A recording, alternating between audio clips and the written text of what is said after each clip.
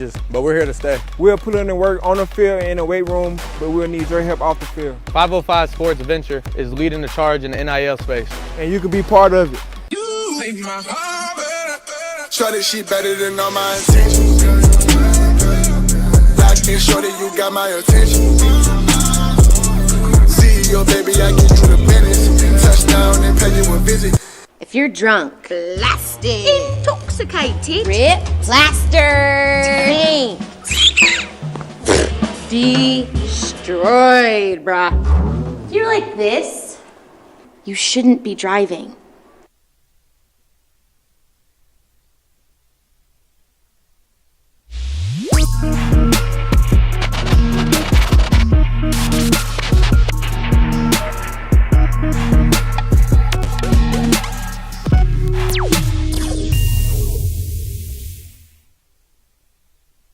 We would like to thank the following sponsors for making this broadcast possible.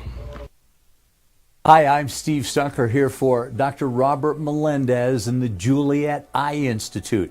You may remember me like this, but no more. The glasses are gone. I tossed them months ago because of a brand new procedure from Dr. Melendez known as RLE, Refractive Lens Exchange. The latest technology, the best eyesight I've ever had in my life, and you can check it out by clicking on the link in the description right here.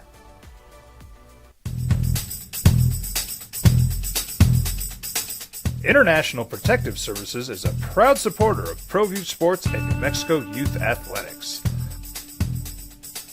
IPS provides residential and commercial security services in the Albuquerque metro area. Best sports show in New Mexico for 5 years running. It's the OD of the AM with Jeff Symbieta and JJ Boss. Well, if you didn't think it was a busy week, it's game week. 0 week is upon us. Lobo football opens up the Bronco Mendenhall era Saturday at home against Montana State.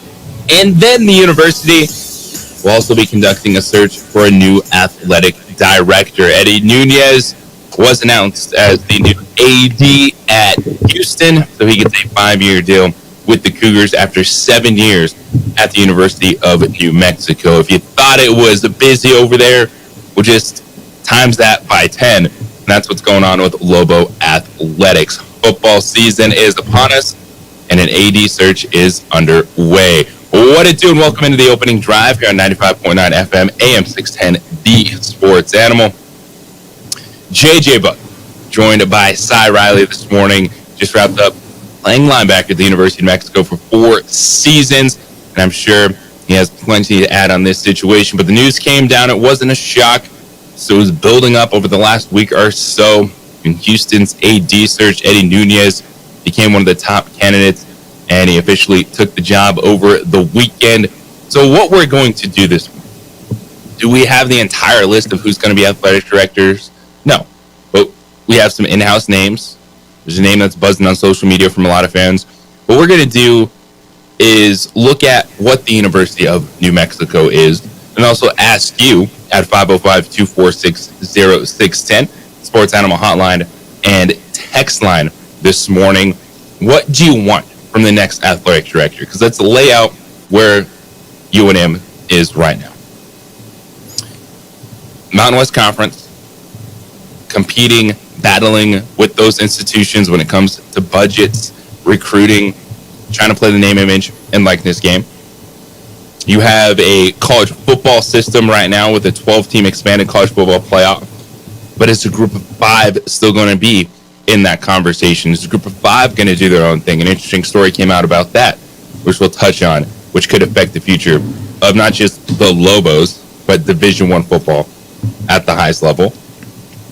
You look at what Richard Pitino has done. He's brought NCAA expectations back to the pit, sellout crowds, a lot of investment in basketball. You have the, I would say right now, the cautious optimism of Lobo football with Bronco Mendenhall coming in, his track record of success, him taking over the program and what that can do. And then you look at the Olympic sports. Yes, there's past success. There's been national championships, but how do they continue to build off that? when one of those national championship coaches, Joe Franklin, took a different job at Louisville. Now you have track and field continuing to try to be solid on that aspect. Women's soccer, Heather Dyke, what she's been able to do, winning Mountain West championships, getting to the NCAA tournament. Todd Brown in baseball, softball. So that's what you look at UNM. Yes, you have the sports, but then what has the investment been in athletics? A Lobo Club getting over the $9 million mark the last 2 years. The fact that Kurt Thoreau has stepped up with 505 Sports Ventures, and you have a solid name, image, and likeness program right now, at least with basketball, and they're trying to expand that with the other sports. And then on Saturday, which I think is a good point to look at for Lobo Athletics, the fact that you had the Cherry and Silver Gala. This news came down, and Lobo Athletics was still able to earn over $1 million on Saturday. So there's still a lot of positivity surrounding Lobo Athletics with a lot of questions in this. But 505-246-0610, 2 questions we'll throw out there to you today as we'll try to answer that. What kind of job in this landscape right now is the University of New Mexico, and what should the primary focus be of the new athletic director that comes in and gets this job? We welcome in Cy Riley. And Cy, you spent 4 years at the University of New Mexico. I don't know how many times you thought about the athletic director, but as student athletes and you guys going through your daily lives, does that stuff come on your minds? Do you guys think about that stuff? Do you think about some of the stuff that's going on outside of your locker room, your building, when it comes to college athletics? Yeah, absolutely. When we first came in during the COVID year, it was Eddie who came in and met with the team. Was like, okay, this is the game plan. You guys are going to go to Vegas, obviously play this football season, and right off the bat, it's like, okay, this is my athletic director. And I know a couple of years later, he did such a good job, navigating the university through the pandemic into 2021, bringing help bringing championships to all the other sports. And then, he was linked to the University of Miami. And obviously, he stayed here and continued to build from the successes that he already had. But if I'm looking at somebody else, or if I'm somebody else looking at the University of New Mexico, because every single time in athletics it's always about, climbing the ladder, going to the next place, looking at, spots to go to. If I'm looking at the University of New Mexico, this place looks like a golden egg just waiting to be picked. Between all the stuff that, Coach Martinez is doing with men's basketball, Coach Heather with women's soccer, now Coach Mendenhall with the football program, brand new coach, I would kind of lean in-house and keep it the same. The success that we've been building, under Eddie, having his assistant athletic director, Dave Williams, somebody to pick up the baton and continue the torch that he's let off. Like, yeah, if I'm somebody else looking in, of course I would want to come to the University of New Mexico because of all the success that we've already had in all of our sports. And you look at this, moving forward, it wasn't shocking, and the UNM has been prepared for this with Eddie interviewing for other positions throughout the process, and it's the business of college athletics. But when you look at President Stokes, the regents, those other people that are going to be involved moving forward, you mentioned, Dave Williams. I'm sure his name is going to be in that mix for getting interviewed to be the athletic director. Ed Manzanares has been there for a while, name that people are talking about. And then Ryan Berryman is a hot name on social media because he was a Lobo grad, been working in the athletic department. He just took a job at Washington. And from some of the things I've heard, I don't know if they're ready to hand him an athletic director position at the University of New Mexico, but those are in-house candidates plus no names that are going to be out there. And I'm sure UNM will cast a wide net. I have no idea what the timetable is going to be on this right now, but what you just mentioned, it's in Division I athletics. It is going to be an attractive job. Yes, there are challenges with any of these positions right now in college athletics if you don't step into a power conference situation. But same thing could be said for Eddie. He's taking the job in Houston, and they have the Big 12 banner to fly. They still have some catching up to do in regards to, they didn't immediately get a full share during the Big 12 conference, but he gets to work with a much bigger athletic budget. It was $81 million at Houston last year. That's expected to grow up to $95 million. And one of the things that the Cougars have talked about of why they went in a new direction for an athletic director is fundraising.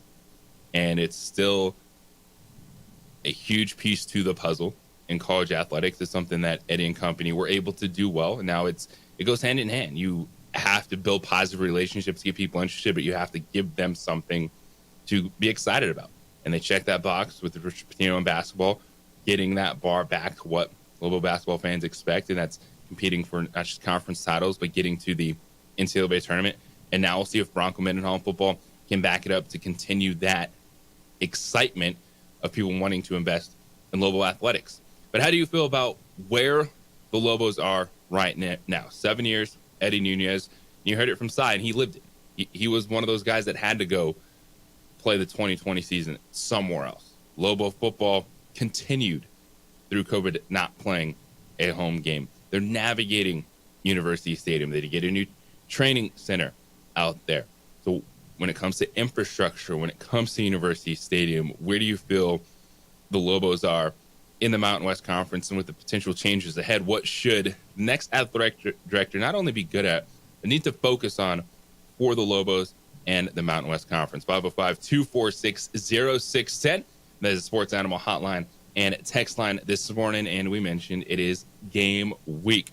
Lobo football, 0-week game against Montana State. 2 o'clock kickoff out there at University Stadium. Head coach Bronco Mendenhall will join us for the first of many this season. Our Monday conversations with the head coach scheduled at 9 a.m. this morning, and we'll dive into everything from where the team is, install, execution, getting ready for this contest, to some of the position battles that have played out in camp, and also his thoughts, because big reason that we've seen these coaches take jobs at the University of Mexico has been because of Eddie Nunez and what he has been able to do. And does Bronco Mendenhall have any thoughts on the future athletic director for the Lobos? But still, his focus is football, and we'll talk with Coach Mendenhall coming up at 9 a.m. We got a ton to do this morning, and excited to be here with you. Coming up, we'll shift our focus back to that 0-week game. What are your expectations as the Lobos get ready to step on the football field against Montana State, dealing with being home underdogs to an FCS football team in game 1 of the Bronco Mendenhall era? We'll dive into that. It's Cy Riley, JJ Buck. We got Bobcat holding it down. Checks out also on ProView Networks right here on 95.9 FM, AM 610, the Sports Animal. When you have sports mixed with your pop culture.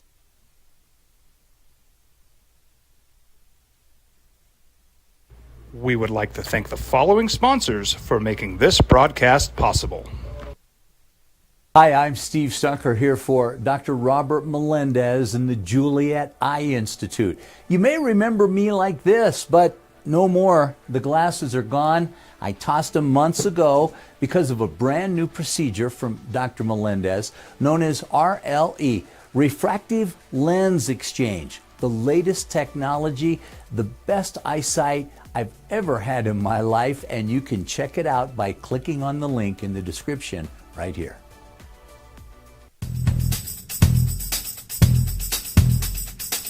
International Protective Services is a proud supporter of ProView Sports and New Mexico Youth Athletics. IPS provides residential and commercial security services in the Albuquerque metro area. For more info, please call 505-897-2420 or visit internationalprotectiveservice.com. What's going on, Lobo Nation? Ja'Cory Krosky-Miller here. And I'm Devin Dampier. The Lobo football team is going through some changes, but we're here to stay. We'll put in the work on the field and in the weight room, but we'll need your help off the field. 505 Sports Venture is leading the charge in the NIL space. And you can be part of it. Shorty, she better than all my intentions. Locked in, shorty, you got my attention. CEO, baby, I get you the business. Touchdown and pay you a visit. What's going on? Who are you guys? Well, sir, I'm going to pick you up at the DWI checkpoint for drunk driving. And that's when I have to come down to get you out of jail. Well, temporarily. I'm Judge Torres. They call him the Hammer. Hey, hot off the presses, champ. I'm real proud of you, honey. Way to make him happy back home, Captain. Who's that? That's your new buddy in jail.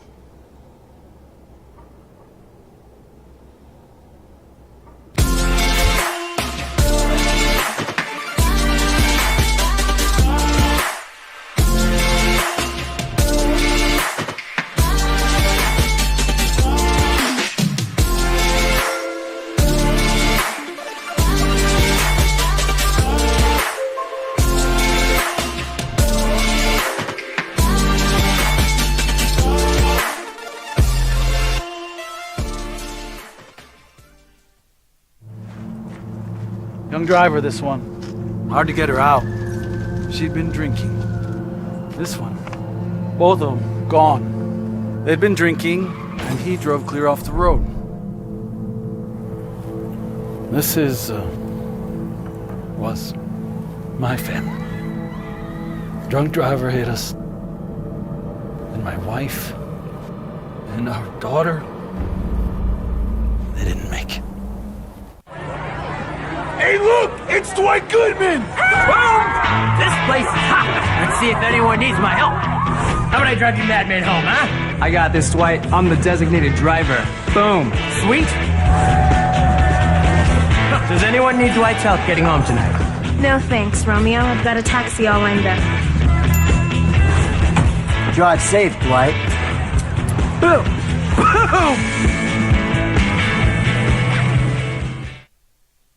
These days, it's important to know people and businesses you can trust. There's a lot of places where you can buy a vehicle, but there's only a few local dealerships where you'll find honest people who have your best interests in mind.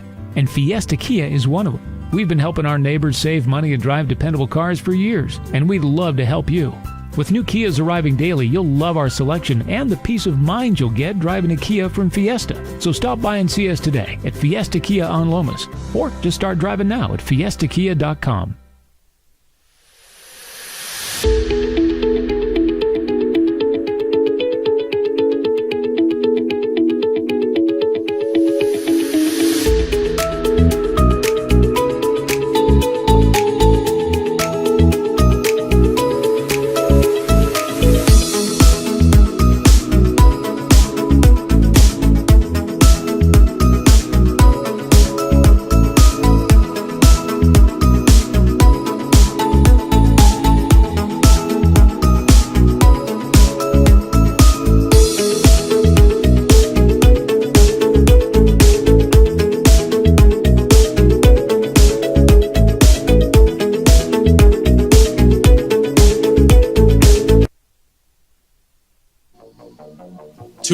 On Saturday, global football kicks off. The Bronco Mendenhall era welcomes in Montana State.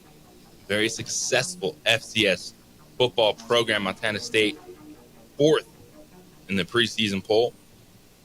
FCS football. Brent Bijan, head coach since 2021. Navigated a successful program in the last few years for the Bobcats, and it's going to be quite the test for Lobo football on Saturday. 505-246-0610, Sports Animal Hotline and text line this morning as we start to set the stage for Saturday, and also have the discussion about UNM and its direction when it comes to hiring a new athletic director after Eddie Nunez, following 7 years at UNM, is now the AD at Houston. But when it comes to football, the focus is on the field. It's a roster that had 60 new players come in. New schemes offensively and defensively. There are some players we can look at that we know, but there's a lot more unknown from those of us outside looking in. And Saturday is going to give us our first eye test of Lobo football. JJ Buck joined by Cy Riley. He just wrapped up playing 4 years at the University of New Mexico, the linebacker. And Cy, when you get to this point, I know one of the things in sports is you want to be consistent. You want to attack every day the same. But when you finally hit game week, does the atmosphere change? Is there a different vibe that kind of takes over? Yeah, as soon as you get out of fall camp, you know, you're done hitting each other and running into each other, and now you're done game planning against each other. Like, now your focus is totally on a different opponent. Like, it just gets a little bit more exciting. You get a little bit more antsy. As Saturday draws near, you're kind of getting in that mindset, figuring out your groove for what you're going to do for the season. And, it's the first game. So, the score is 0-0, the record 0-0. You have no losses. You have no blemishes on your record. You hope to keep it that way for as long as possible. I mean, the goal is always to go undefeated, which, should put you in a championship game, whether that be Mountain West or CFP now with all of the added teams that they're doing for the playoffs. So, yeah, I mean, it's just one of those things. As soon as fall camp ends and you start game planning for your first opponent this week, it's, Montana State. I'm sure the coaches have been installing things over the past couple of practices just to make sure that they have as much time as possible to get the guys prepared. But as soon as that week comes around, everybody just gets a little bit more juiced up, amped up, and ready to go. And you look at a team like Montana State that they return a lot from last year's squad, so that game film is definitely going to help. When you're going into week one, did you see a difference versus maybe an opponent that you guys were able to game plan for versus one, maybe they had a new coach coming in and there wasn't a lot? What's the focus kind of week one from a player? Is it just more on yourself, making sure you're ready to execute? Or are you able to build that game plan for an opponent? Well, it all depends on, again, like you said, what the previous coaches that were there the past season were doing. If it's a brand new coaching staff, you're probably looking at tape from different teams, from the offense that they're coming from, if I'm a defensive guy. For other schools when they're playing us, we had the same coaches and same schemes and same formations and sets and tendencies beforehand. So, that bodes easy a challenge for other schools. But now with Coach Mendenhall, he hasn't been in the game. He took a short hiatus. So now teams are going to look towards, old Virginia film, old BYU film. What is, the coach from Vanderbilt doing? Like, what are, they're just going to be pulling from the different schools that these coaches are coming from, trying to get some sort of sense as to, what it's supposed to look like. Spring ball game tape does a tremendous deal. I know when we were preparing for Texas A&M last year, we took out their spring game and, uploaded it into the server so that we could game plan for that. Because, again, even though teams aren't going to be throwing out their whole playbooks, there are some tendencies and some sets that teams want to get into that they're going to showcase because that's how their system is ran. So, yeah, there's just little things that you can pick up from, but most of the time, if you're dealing with a brand new coaching staff, you're probably looking at other schools' film because you want to get a sense for the identity of the team that you're playing. Speaking of the identity of global football, we'll talk with Bronco Mendenhall about that. Coming up at 9 a.m. as he joins us for our first conversation of the season on Mondays right here on the opening drive. And, defensively, it's going to be a new look, different system. There's a couple pieces that we've discussed, Si, especially on the defensive line, guys that have been there, done that. Some no names, but you look at the secondary. There's a lot of new players there. Of course, the linebacking core, which you're a part of, it's an opportunity for some other players to step up. What do you expect defensively from the Lobos this weekend as they take the field for the first time? Yeah, I mean, when you look at the type of team Montana State is, their head coach has been there the past 3 seasons, 32 most wins for Montana State, head football coach in his first 3 seasons. Their rush for 293 yards per game last year. So I expect a very physical game. I expect, the big 4 that are down from, whether that be Gabe, Kyler, Bryce, Tyler, Keeney, whoever the first 4 are going to be out there. I expect a very physical game. I expect them standing in their gaps, trying to eliminate, inside rush lanes. Because, again, you don't want a guy getting head of steam going north and south. You kind of want to bounce, make him go east and west, keep him from running towards the touchdown line, the pylon. So, yeah, I expect a very, heavy presence in the box. Try and make this quarterback prove that he can beat you with his arms because, again, you want to test the secondary who has some experience. These are guys that have had a lot of snaps playing college football. So, yeah, you're going to want them to test, say, a Noah. You're going to want them to test, Bobby, whether that be, Derek Moore, whoever. You want to see them, throw the ball against those guys. And ultimately, if you can take a team out of what they want to do, if I'm Coach Hal, if I can get Montana State to start throwing the ball a little bit, I mean, that's a job well done. Let my DBs go do what they do, make their money, and it'll be a great game. Yeah, you mentioned that Montana State team, 39.9 points per game. That 291 yards per game on the ground, that was number 2 in FCS football. So it's a stout test right out of the gate for the Lobo front 7 in Louisville's defense, led by defensive coordinator Nick Howell. We come back on the other side. We'll shift our attention to the offense and early expectations for a team led by offense coordinator Jason Beck.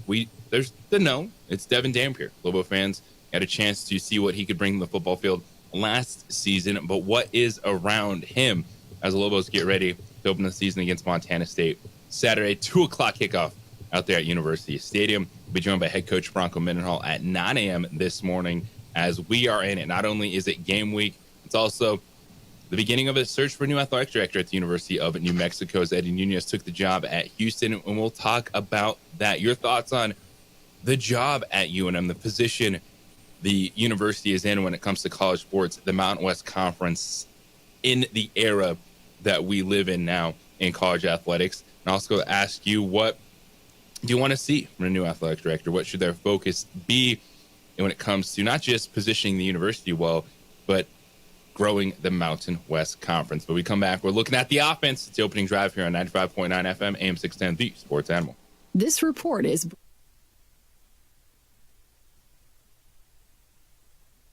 We would like to thank the following sponsors for making this broadcast possible.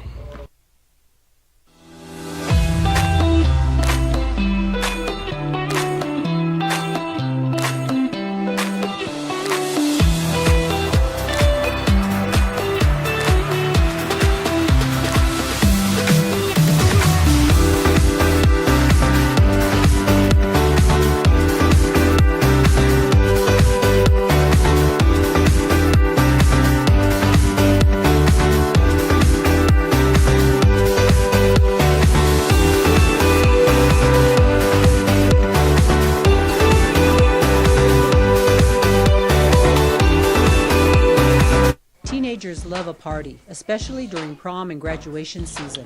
Often, alcohol is involved. Some parents think that hosting a party with alcohol in their home will keep the kids safe, but it's wrong and it's illegal. As a parent, to allow your teenagers' underage friends to consume alcohol on your property is a felony. Parents who host lose the most. Don't be a party to teenage drinking. This is a program of the Drug Free Action Alliance. For more information, go to burnco.gov/do-not-host.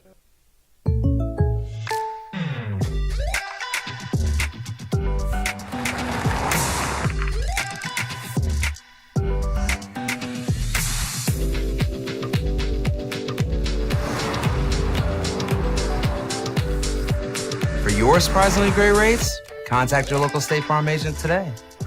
If you want the real deal, call State Farm agent Marty Size in Albuquerque today. Like a good neighbor, State Farm is there.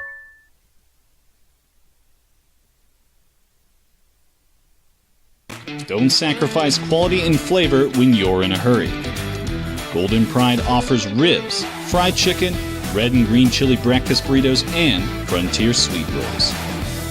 4 great locations, or visit us online at goldenprideabq.com. Golden Pride Barbecue Chicken and Ribs are proud supporters of ProView Sports.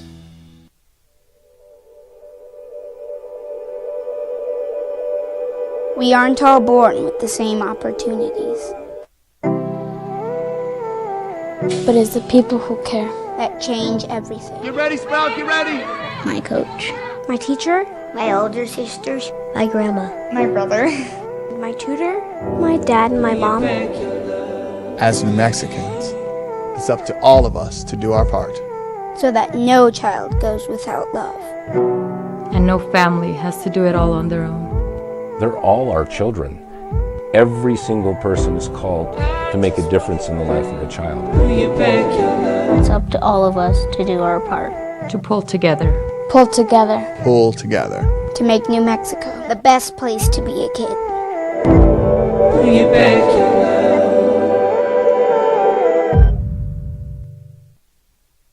We would like to thank the following sponsors for making this broadcast possible.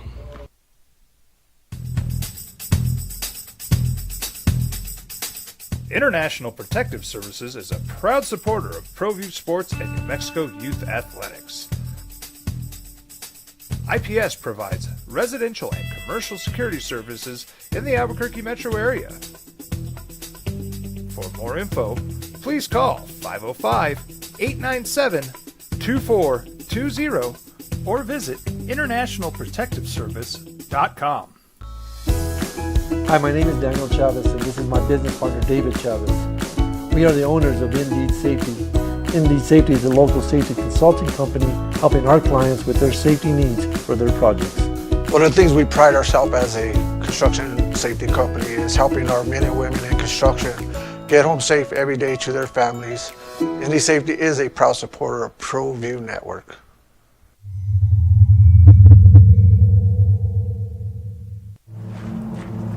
Young driver, this one. Hard to get her out. She'd been drinking. This one. Both of them gone. They'd been drinking, and he drove clear off the road. This was my family. Drunk driver hit us. And my wife and our daughter, they didn't make it. It's ready to take the field Saturday to open up the Bronco Mendenhall era against Montana State. 2 p.m. kickoff at University Stadium. They're also searching for a new athletic director. Eddie Nunez, after 7 years to UNM, took the job at Houston. Congratulations. Best wishes to Eddie and his family. Now focus for UNM is what's next. How do you pick up where Eddie and company left off? And also, how do you continue to push Lobo Athletics forward? Because the question we're asking you this morning is, how do you feel about where UNM sits right now in the college athletics world, their position in the Mountain West Conference, the uncertainty when it comes to Group of 5 versus Power 4 now in football, and all the challenges that are ahead? Yes, it's a 12-team college football playoff, but there's a lot of worry, and you've heard it from multiple coaches, that they're going to try to push you out and just build that wall and have a split atop college football. So where do you need to attack moving forward? And just looking at UNM right now, Lobo Club donations last 2 years, they've been really good. You have a good NIL partnership right now with 505 Sports Ventures.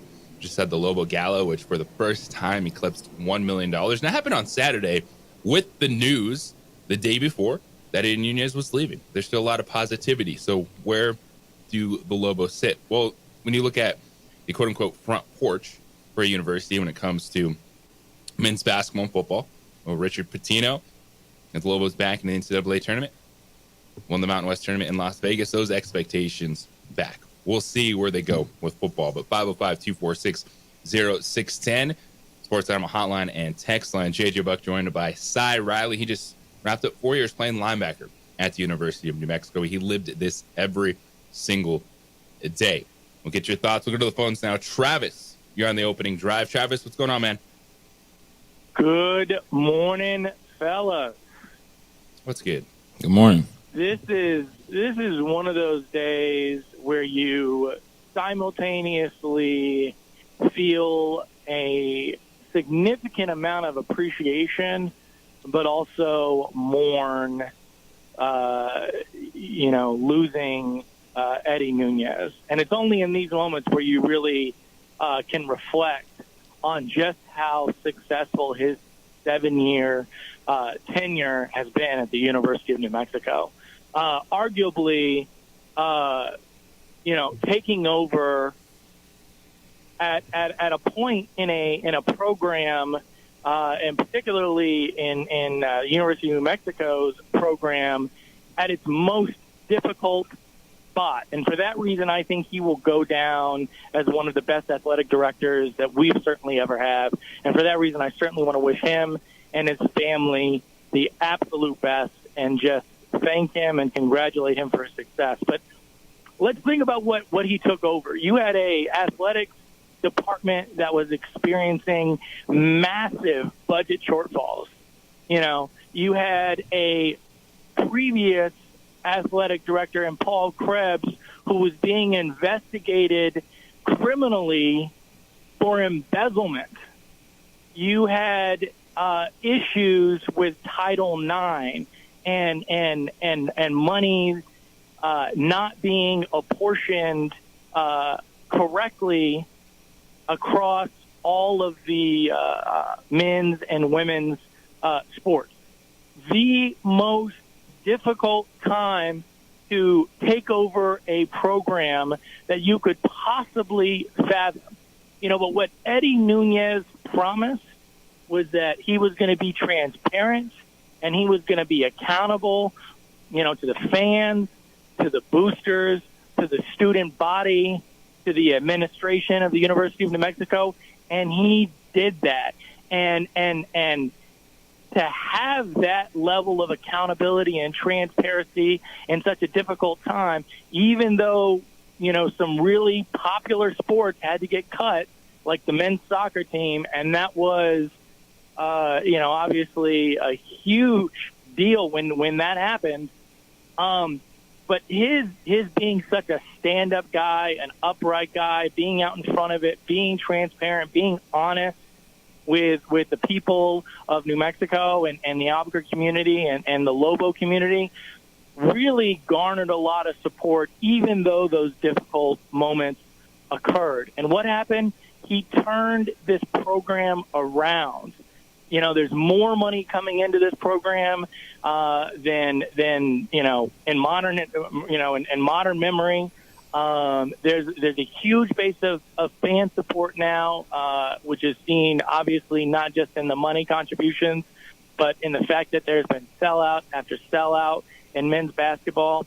You know, and by the way, that level of accountability and transparency is something that is desperately missing, one, from college athletics, but two, from our little brother down south, where there is no accountability and no transparency. So that contrasts both with athletics writ large and with what you see happening in the state is huge.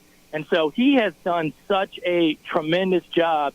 And as a Lobo fan, you can't feel anything but just incredibly grateful for where this program is right now. And so for me, I certainly want to just live in this moment of gratitude for what he's done for this program. Again, probably one of the best jobs of an AD in our history of the program, given the circumstances that he took over when he came in. And, and I also think as we think about what the future looks like, you know, Eddie Nunez's own history of playing college athletics, playing college basketball at the highest level, I think informed his ability as an athletic director.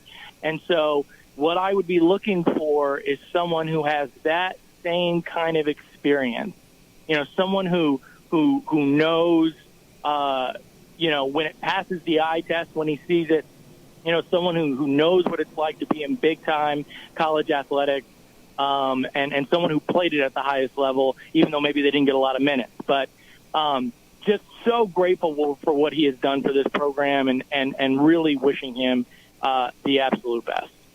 Well, there's a lot there, Travis. Appreciate it, man. And I know what's going to happen. You know, people are going to hear this praise and be like, but football. Yes, I understand. And, you know, Cy, you spent 4 years grinding day in and day out to do your best you can for that football program. But I think one of the things Travis hit on, and it's easy to look at records. And I know I saw Houston fans doing a ton of that on social media over the weekend of just posting like, well, he was at UNM 7 years and here's the records of the football team. Yes, it was a work in progress. He tried to bring in Danny Gonzalez, an alumni, spark there, but then you had the COVID season, which factored into what you guys were trying to do to lay that foundation for the first 4 years. So I think what Travis hit on is public trust. And I think that's why so many people gave Eddie Nunez an opportunity again as the AD to try to get it right with football because of what he was able to come in and do, just trying to get confidence back within the athletic department and trust from the public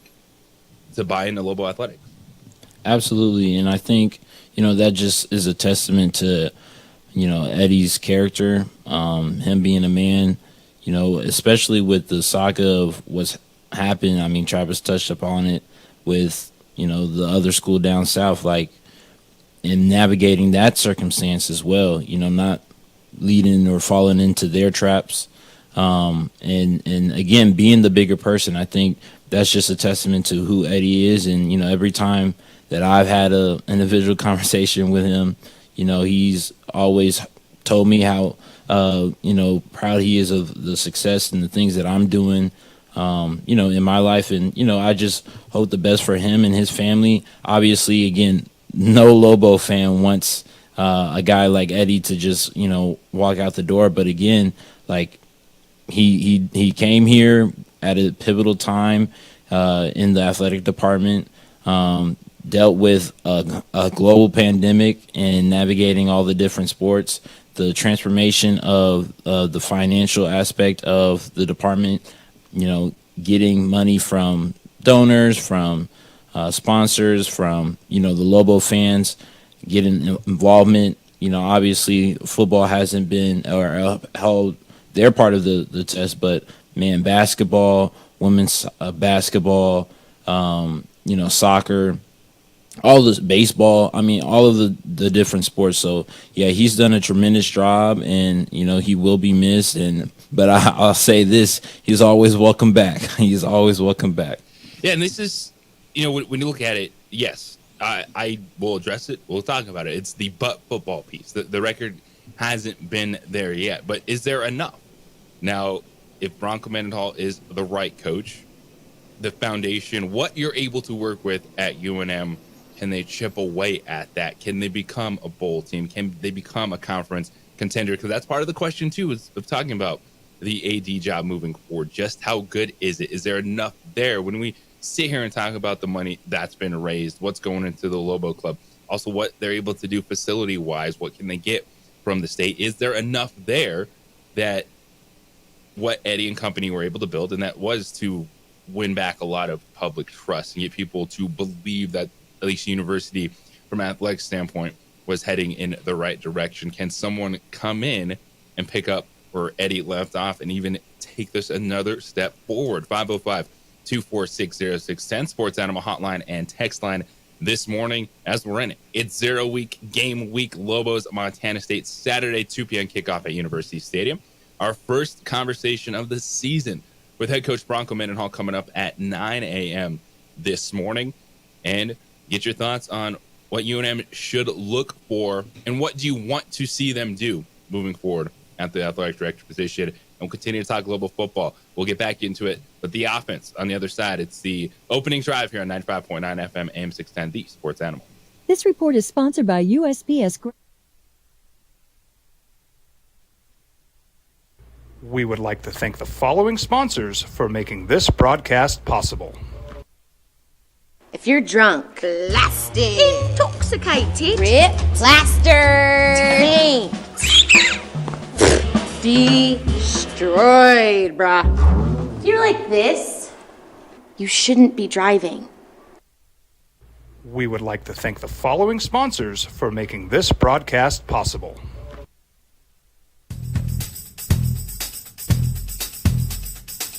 International Protective Services is a proud supporter of ProView Sports and New Mexico Youth Athletics. IPS provides residential and commercial security services in the Albuquerque metro area. For more info, please call 505-897-2420 or visit internationalprotectiveservice.com.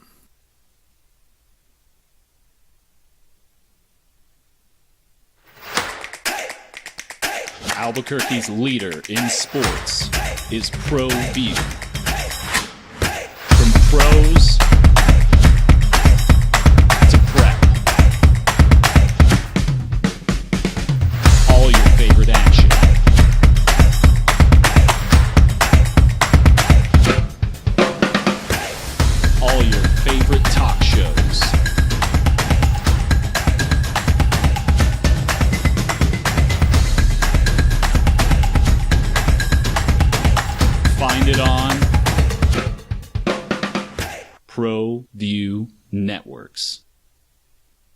What's going on, Lobo Nation? Ja'Cory Krosky-Miller here. And I'm Devin Dampier. The Lobo football team is going through some changes, but we're here to stay. We'll put in the work on the field and in the weight room, but we'll need your help off the field. 505 Sports Venture is leading the charge in the NIL space. And you can be part of it. Shorty, she better than all my intentions. Locked in, shorty, you got my attention. CEO, baby, I get you the business. Touchdown and pay you a visit. These are more than just the sounds of a safe place to go after school.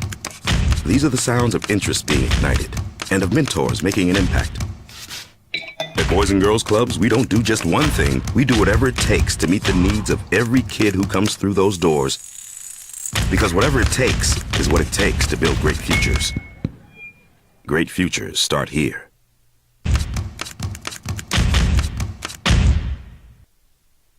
We would like to thank the following sponsors for making this broadcast possible.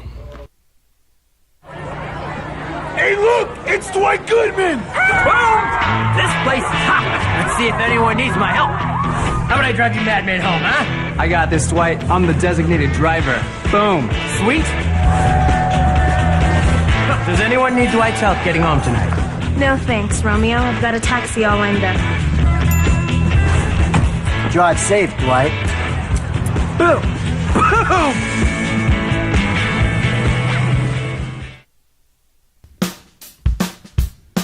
Well, I'm going to the frontier, walk up to the cashier, order up a root beer and a number one. Cover it with green stuff, one scoop is not enough. Find a booth is real tough, backed by the Duke. Meet my family, meet my friends in the quirkiest restaurant I have ever been. All of Albuquerque's favorite spot, it's the Frontier Restaurant. The Frontier Restaurant is a proud supporter of ProView Networks. Going on for Lobo Athletics. Lobo football opens up the Bronco Mendenhall era Saturday, 2 p.m. Montana State out there at University Stadium. Of course, you can listen to Lobo football with Robert Portnoy and Don Trum over on News Radio KKOB. Your home for Lobo football all season long. They'll get the pregame show going at 1 o'clock on Saturday. We'll have head coach Bronco Mendenhall joining us at 9 a.m. this morning to kick off our Monday conversations with the head coach. It's the opening drive. J.J. Buck joined by Cy Riley. He just wrapped up playing 4 years at linebacker at the University of New Mexico, and he lived it day in and day out, trying to build a football program. He knows what it's like, the vibe, being a student athlete when it comes to the athletic department and what's needed for success across the board. 505-246-0610. Andy, you're on the opening drive. What's going on, Andy? Good morning, gentlemen. I hope everyone's having a good morning this morning. Good to be talking about Lobo sports again. So Lobo football, I hope people are prepared. Montana State's a heck of a football team. We're going to have our hands full. Just because they're FCS doesn't mean we're going to go out and beat this team, especially with a new coach and 60 new players.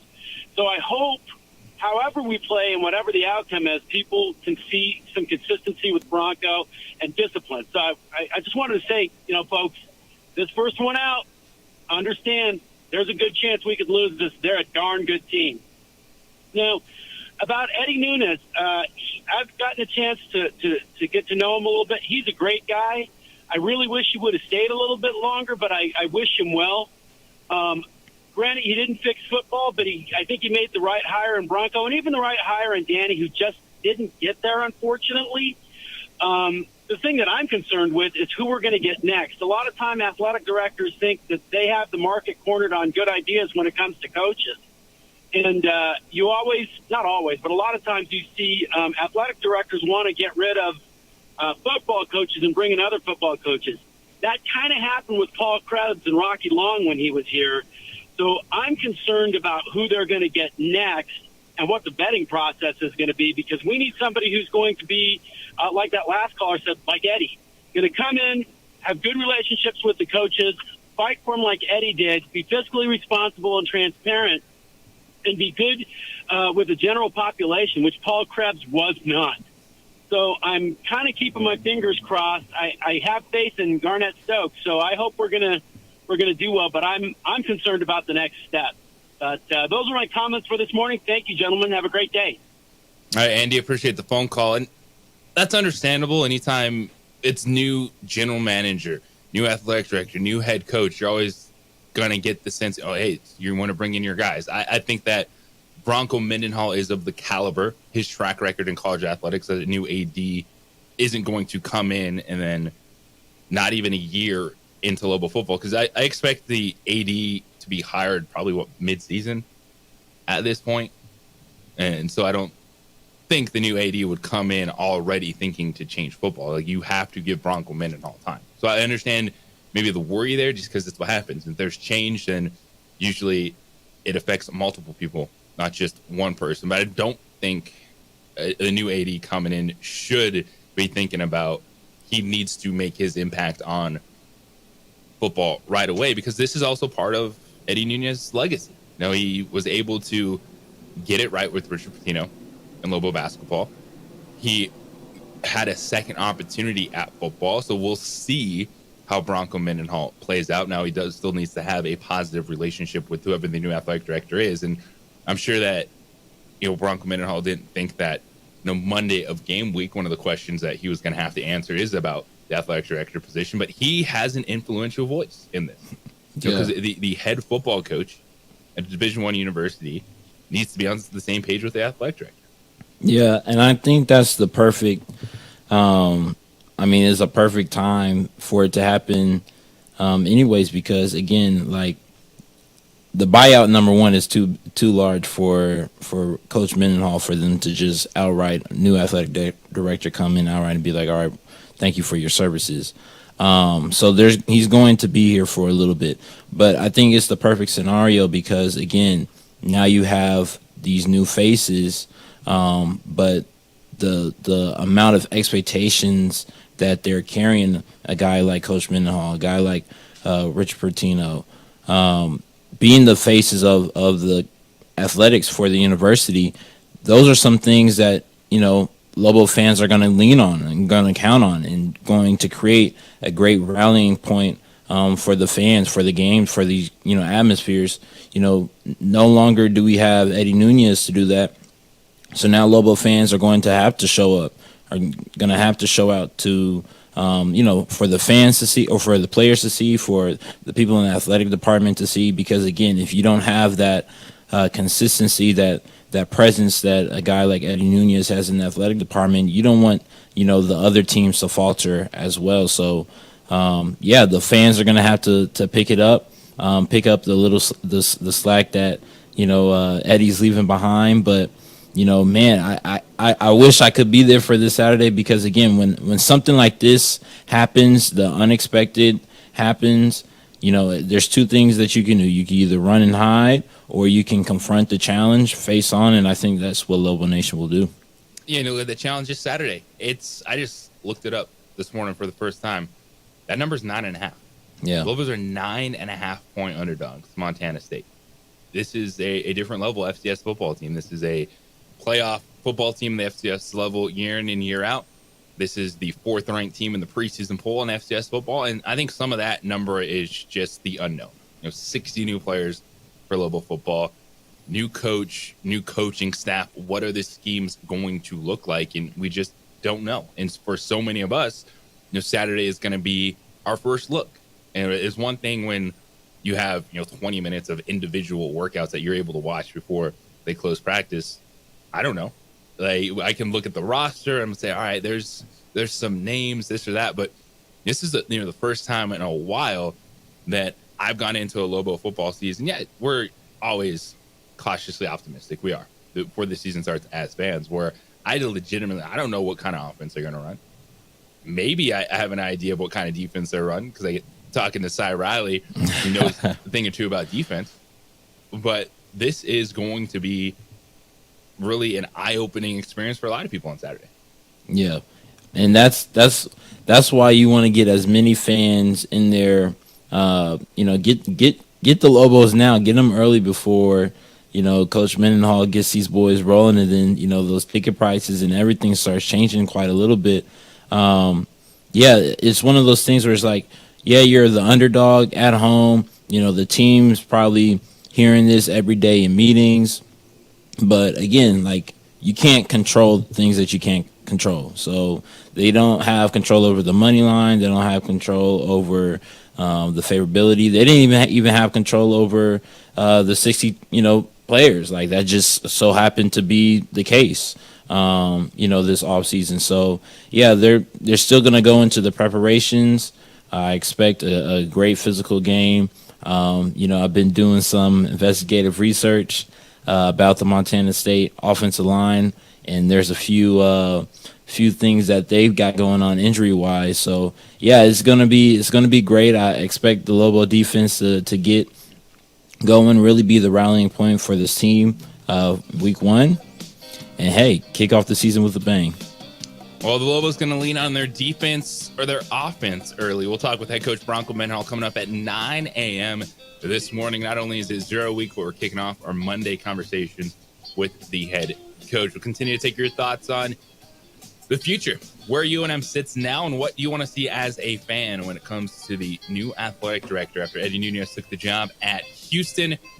And the search is on for the Lobos. 505-246-0610. We got Cy Riley. We got Bobcat. We got Adrian on ProView. And JJ Buck with you here on The Sports Animal.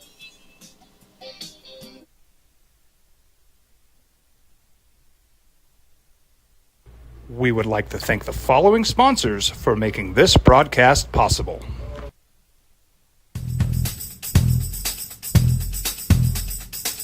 International Protective Services is a proud supporter of ProView Sports and New Mexico Youth Athletics.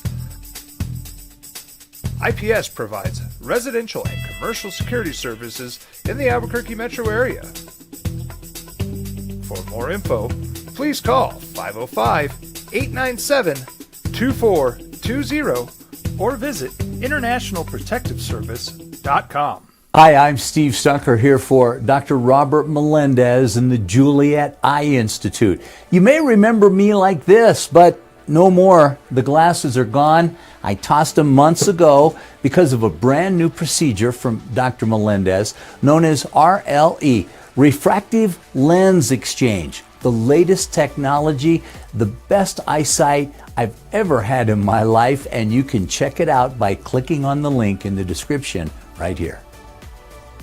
ProView Networks would like to thank the following sponsors for making this broadcast possible. Hans Whitler Automotive, German car maintenance and repair in Albuquerque, New Mexico. Call 505-294-7684 or visit HansWhitlerAuto.com. What's going on, Lobo Nation? Ja'Cory Krosky-Meyer here. And I'm Devin Dampier. The Lobo football team's going through some changes, but we're here to stay. We'll put in the work on the field and in the weight room, but we'll need your help off the field. 505 Sports Venture is leading the charge in the NIL space. And you can be part of it. Shorty, she better than all my intentions. Locked in, shorty, you got my attention. CEO, baby, I get you the business. Touchdown and pay you a visit.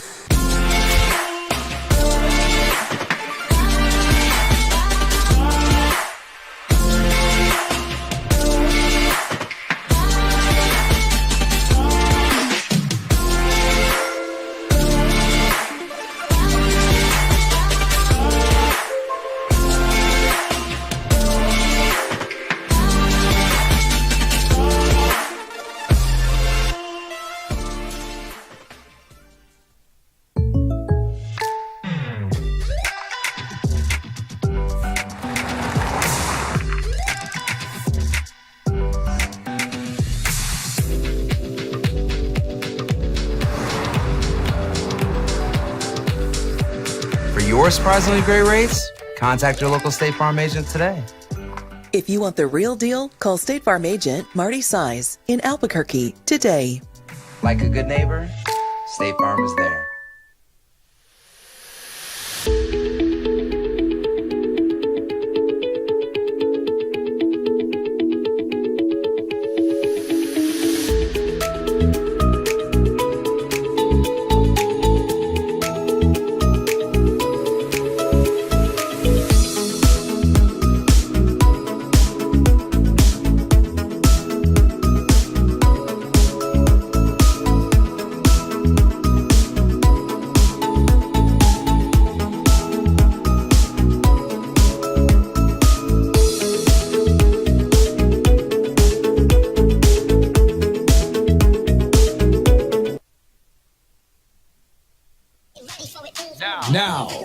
the best sports show in New Mexico for 5 years running. It's the OD and the AM with 3-time New Mexico Sportscaster of the Year, Jeff Symbieta and JJ Bob. Game week, search week for the University of New Mexico. Lobo football takes field against Montana State. One of 4 games this weekend. College football is back. Been enjoying preseason football, but it counts now. And the weekends, they're booked. Thursday nights, they're booked. Monday nights, they're booked. So say goodbye to your family. That football season is here. 505-246-0610. That's the Sports Animal Hotline and text line this morning. JJ Buck joined by Cy Riley. We got Bobcat holding it down. Let's check out the show on ProView Network, saying I did not pay off a tease. It was a radio no where you tease something and you don't give the listener that information. My apologies, because I was saying we're going to break down the offense. And I let Travis talk a little bit too long, but we got 2 big conversations this morning. Kicking things off for Lobo football. Head coach Bronco Mendenhall joining us at 9 a.m. to kick off his Monday conversations with us here on the opening drive, and the athletics director search.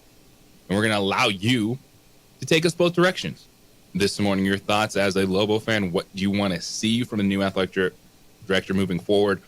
Also, where do you feel UNM is positioned? You know, it is still a challenge. It's an uphill battle in college athletics because there's a giant gap between the haves and have-nots in D1 athletics, and that just comes down to money, television revenue, what's being put back into your university.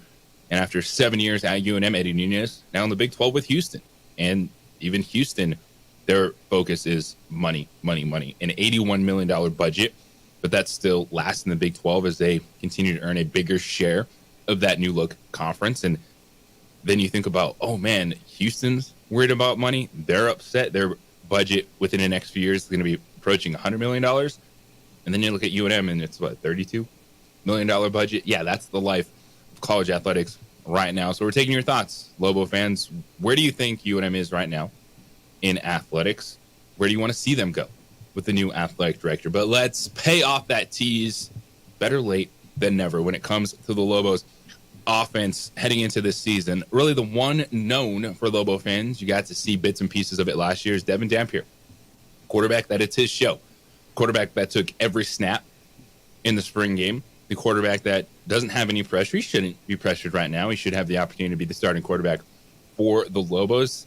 Now, Bronco Mendenhall has definitely been talking about plenty of different names as a QB2, but hopefully we don't have to worry about a QB2 a lot this season, and Devin Dampier can stay healthy. Jason Beck, new offensive coordinator. The running back room, a lot of potential. Wide receivers, I think it's solid. Caleb Medford, I like what he was able to do. Luke Weissong can stay healthy. Can he pay off now with his experience? Been there, done that, at least in Division I football.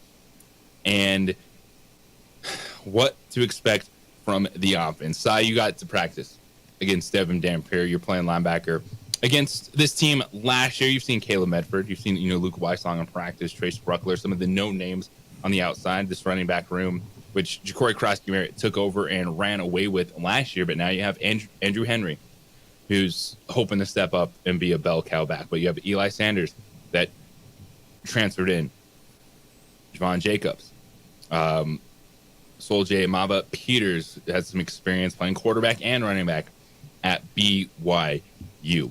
What are your early expectations for the offense?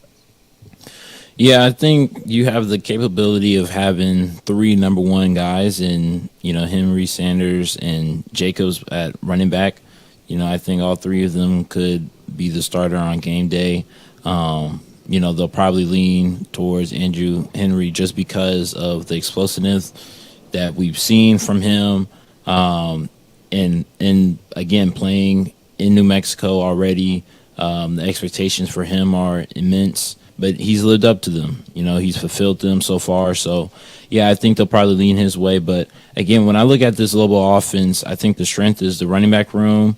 The question will always be offensive line when you lose, so many guys. I think I did the math last week, and it was between all of the guys, not counting Tito because Tito ran out of eligibility. But the 4 of the other 5, that's 88 starts between those 4 gentlemen. So, yeah, you got to replace that. But, again, they have – when you know that going into the offseason, in the transfer portal, you're able to bring in guys, recruit guys, get guys out of the transfer portal who have playing experience. And then, again, what can your coach and I do from an offensive line standpoint? So, yeah, that's the biggest question mark. But, again, you'll probably rely heavily on the talent that a guy like Devin Dampier brings, the off-platform throws, the out-of-pocket scrambles, being able to extend plays, but also make the, Mike Tomlin says, routine plays routinely. So, yeah, I think the offensive total package will be nice. But, again, if you can get some consistent play from your offensive line, man, this will be a tough out.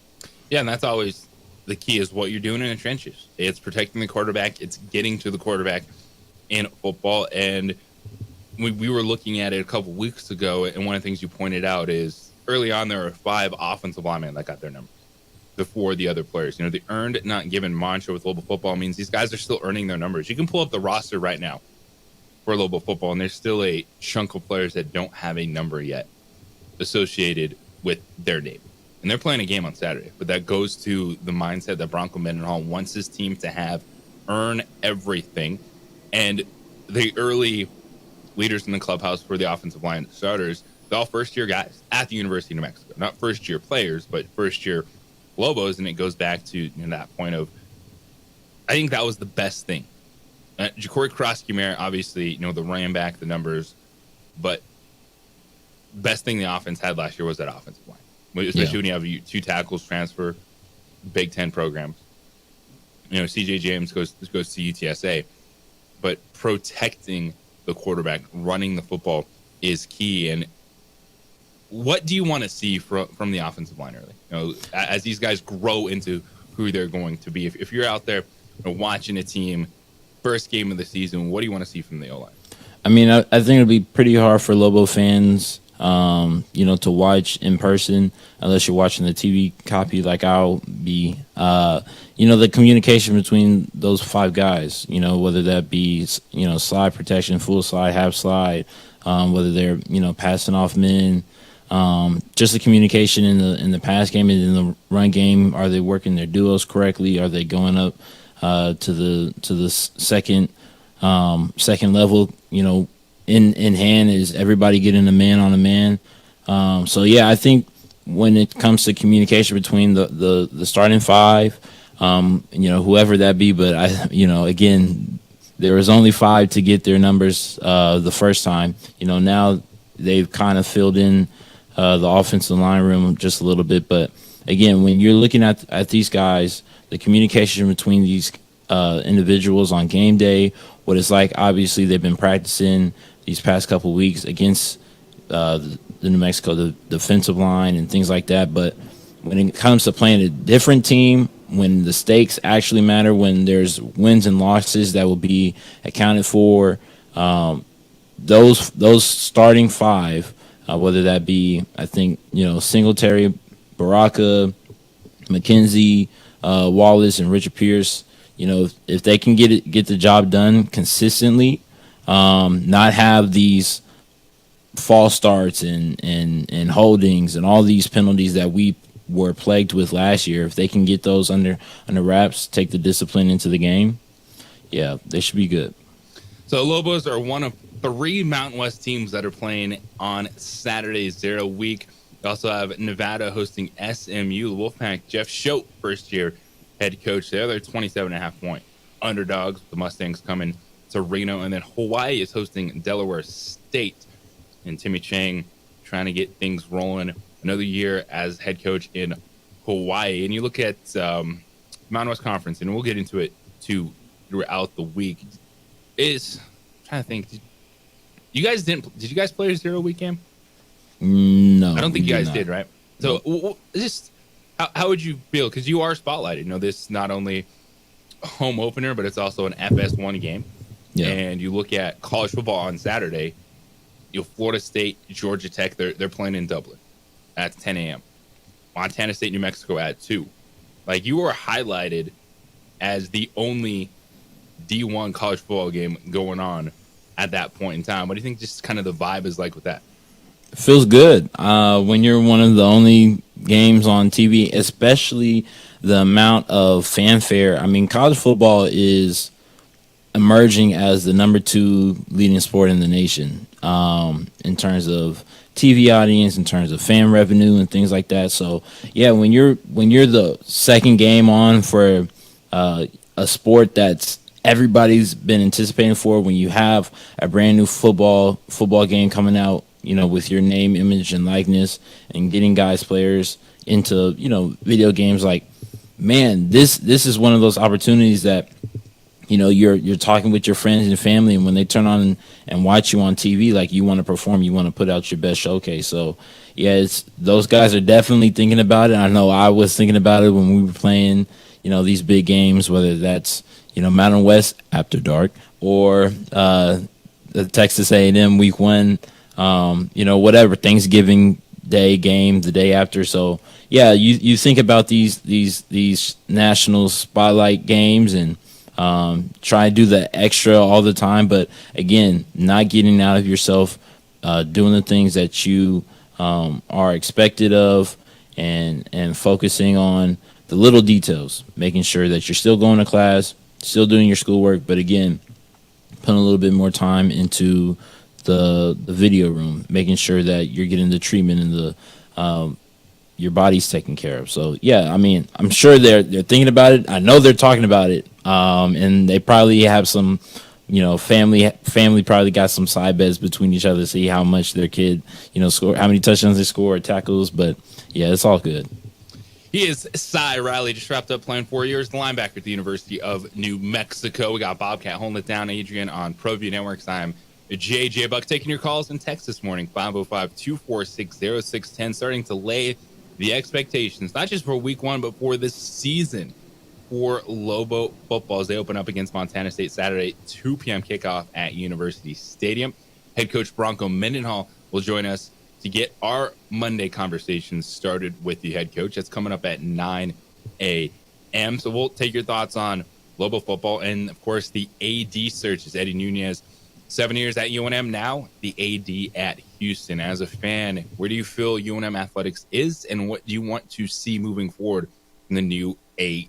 When we come back on the other side, we'll talk about some of the impactful preseason performances, because we did learn some things that might not be the answers you're looking for with some quarterback positions across the NFL. That is next. The opening drive here on 95.9 FM, AM 610, the Sports Animal.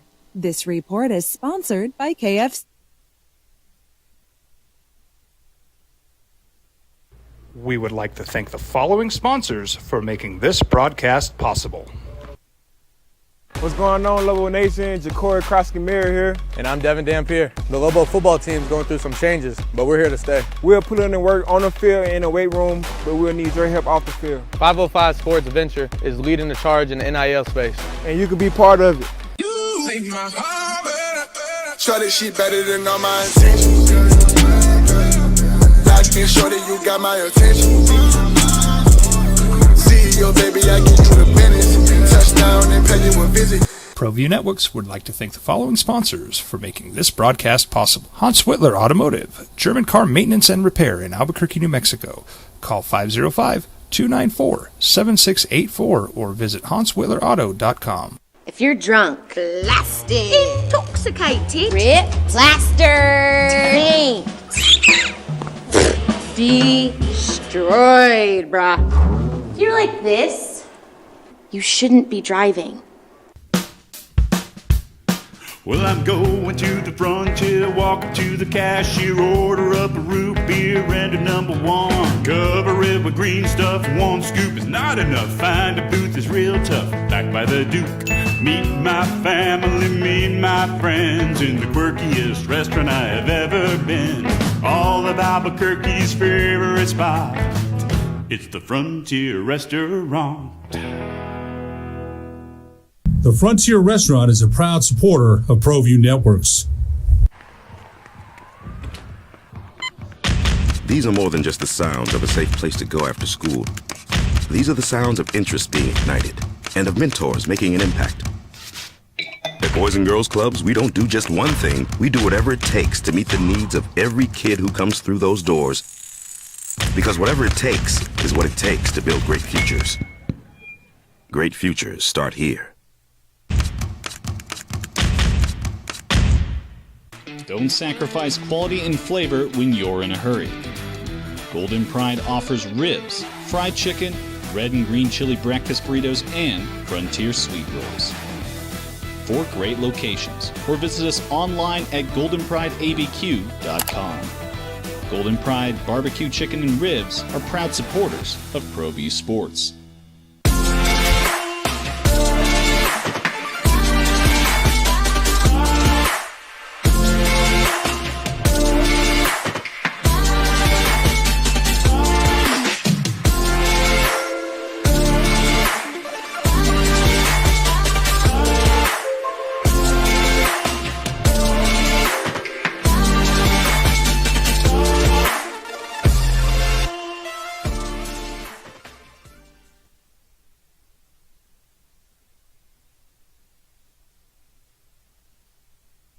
We would like to thank the following sponsors for making this broadcast possible.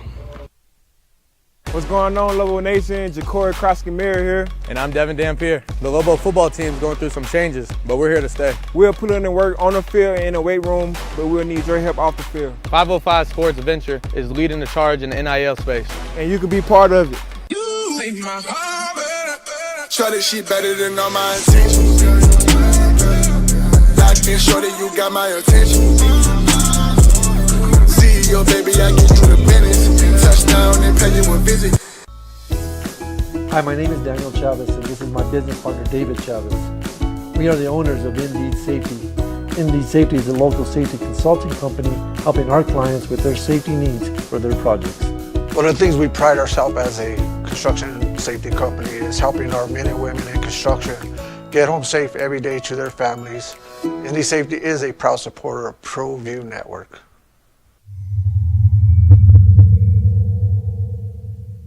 Teenagers love a party, especially during prom and graduation season.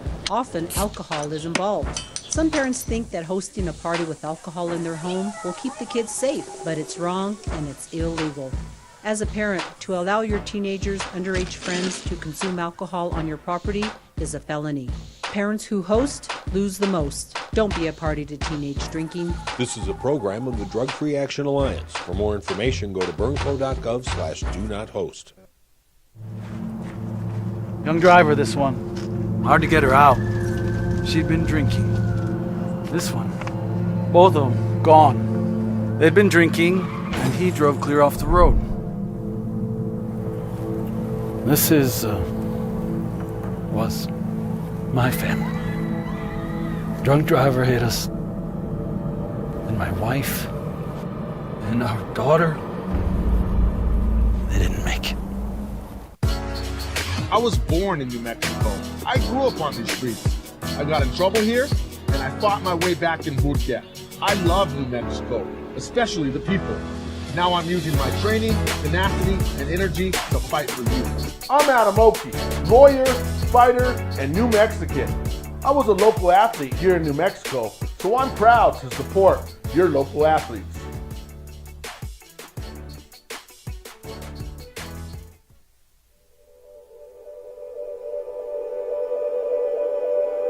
We aren't all born with the same opportunities. But it's the people who care that change everything. Get ready, Spout, get ready! My coach, my teacher, my older sisters, my grandma, my brother, my tutor, my dad, and my mom. As New Mexicans, it's up to all of us to do our part. So that no child goes without love. And no family has to do it all on their own. They're all our children. Every single person is called to make a difference in the life of a child. It's up to all of us to do our part. To pull together. Pull together. Pull together. To make New Mexico the best place. In Denver, is Bo Nix going to be the quarterback? He looked good once again. 8 of 9 passing, 80 yards, and a touchdown. And as Bo Nix has led 4 scoring possessions last week against Indianapolis, did it again twice against Green Bay. But the team with playoff expectations out of those, do the Raiders have playoff expectations? Do they have enough on their roster? I don't know. The Broncos not expecting that this season, but it would be the Pittsburgh Steelers because we saw Russell Wilson on the field as Russell Wilson and Justin Fields both got 5 series each this weekend. It's the opening drive here on 95.9 FM. Slow that down, AM 610, the Sports Animal. JJ Buck joined by Cy Riley this morning. So teams with playoff expectations, you expect them to compete for the playoffs. Well, the Steelers are one of those teams. And you know, there was some excitement that you had Russell Wilson and Justin Fields and something new at quarterback. But so far, Russell Wilson looking like more of the same. I was expecting a little bit more sluggish for Russell Wilson. He was 8 of 10 for 47 yards, but a lot of those passes came on third down. They were short of the first down sticks. And you kind of saw what was plaguing Russell Wilson over the last couple seasons, just being slow in his breakdown, not being really decisive with the football. And I think the difference in this competition could be the legs. As Justin Fields, while I saw last week, it took some sacks, struggled with a couple snaps that he put on the ground. He came out there, was 11 of 17 at 92 yards, but had 42 yards rushing. I know Mike Tomlin has been consistent that this is Russell Wilson's job, that the veteran was QB1. But right now, the Steelers, I don't know if they're going to have enough pop if Russell Wilson is QB1. It could be, you know what they need? Well, we sit here and say you need to play quarterback from the pocket. You need to make throws downfield. The Steelers might just need the legs right now of Justin Fields to create some explosiveness on the offense. What do you say about what is the biggest quarterback competition for a team with playoff expectations? Your squad, the Steelers. Yeah, it's tough because, again, I'm sitting here watching the game, and our first-round draft pick, Broderick Jones, last year, they moved him from left tackle to right tackle and moved Troy, our rookie from this year, from out of Washington to left tackle. So they moved Broderick to his right tackle, and, man, he was just getting worked right off the back. And I'm like, dude, you're a guy who, you know, you played all 17 games last year, like, you know, against Greg Rousseau. And, you know, Rousseau is a great pass rusher. But I'm like, dude, you can't be getting beat off the ball like this. But, again, playing a different position, playing in a new system.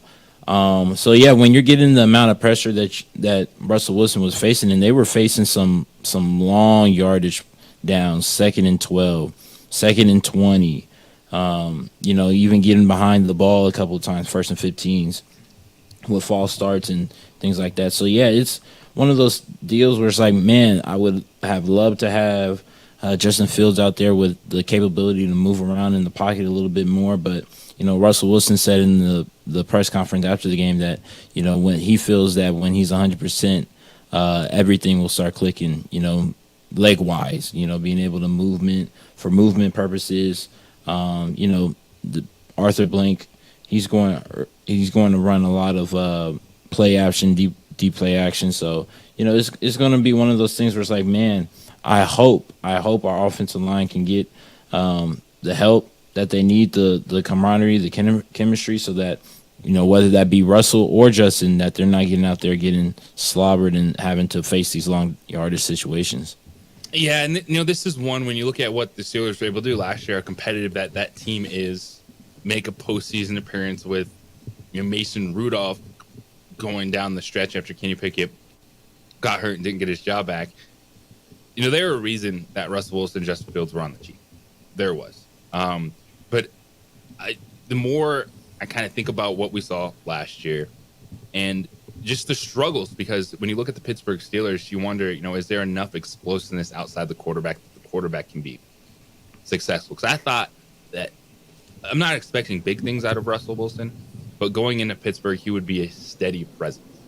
You know, he'd be able to maybe be the Ryan Tannehill of that offense. You talk about Arthur Smith, you know, kind of what he orchestrated in Tennessee before, you know, being the head coach of the Falcons the last few years. Had lost his job, but then now the new OC taking over from Matt Canada in Pittsburgh.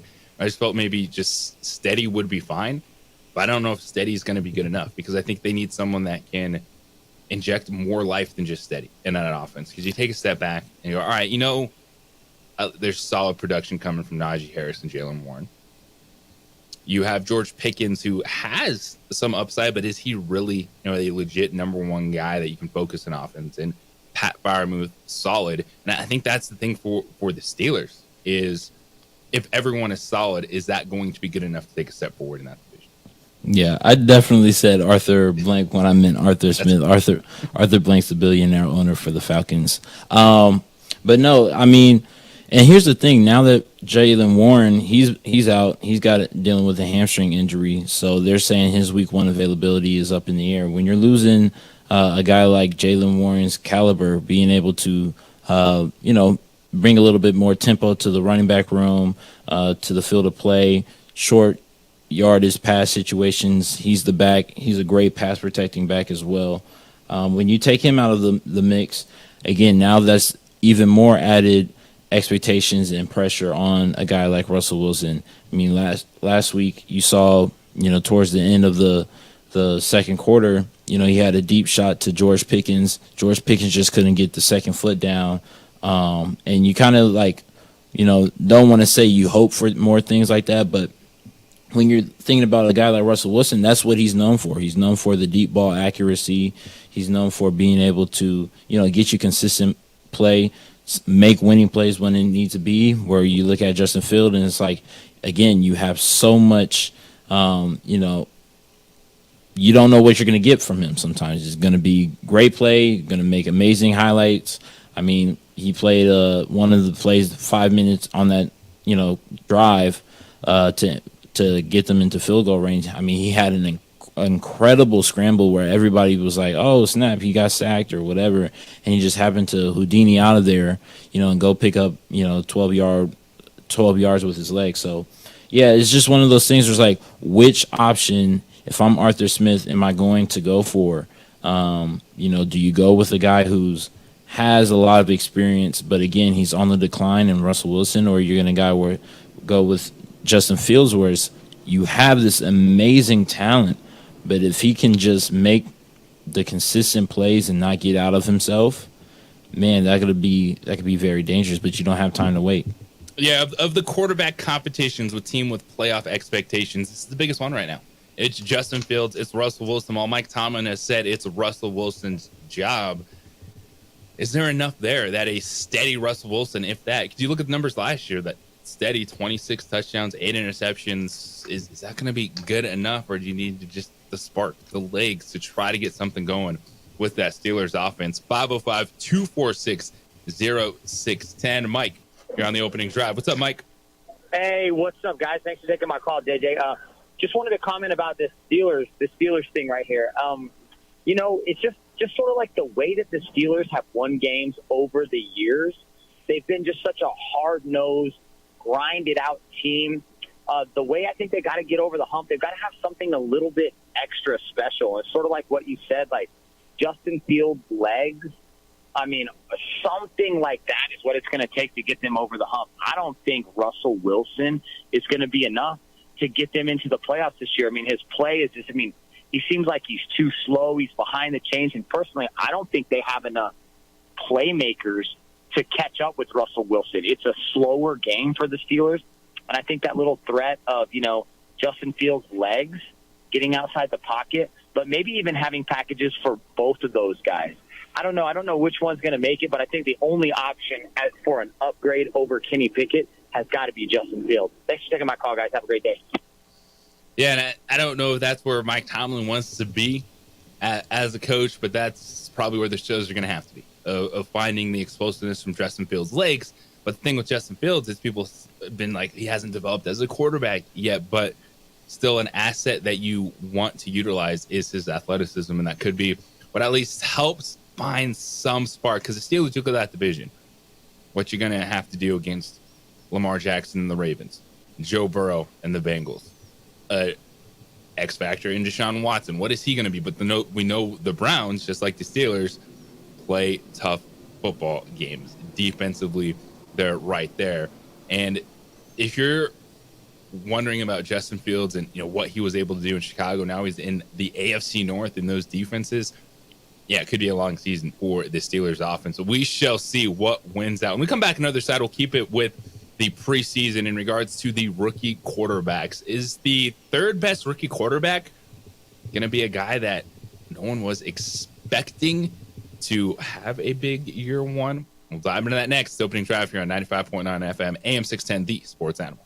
This report is brought to you by Chili Traditions. Come smell the official state aroma. Green chili. You know, green chili season is here, and Chili Traditions is your source We would for the like best to thank the following sponsors for making this broadcast possible. Albuquerque's leader in sports is ProView. From pros to prep,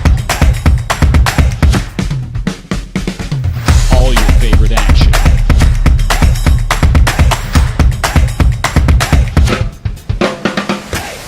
All your favorite talk shows.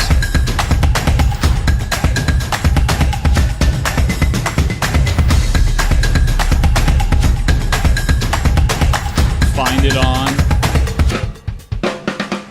ProView Networks. Hey, look! It's Dwight Goodman! Boom! This place is hot. Let's see if anyone needs my help. How about I drive you madman home, huh? I got this, Dwight. I'm the designated driver. Boom. Sweet? Does anyone need Dwight's help getting home tonight? No thanks, Romeo. I've got a taxi all lined up. Drive safe, Dwight. Boom! Boom!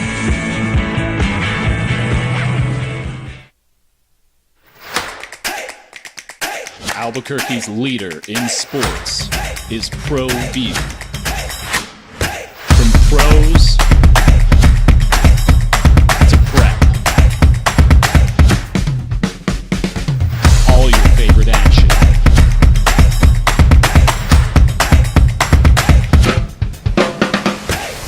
All your favorite talk shows.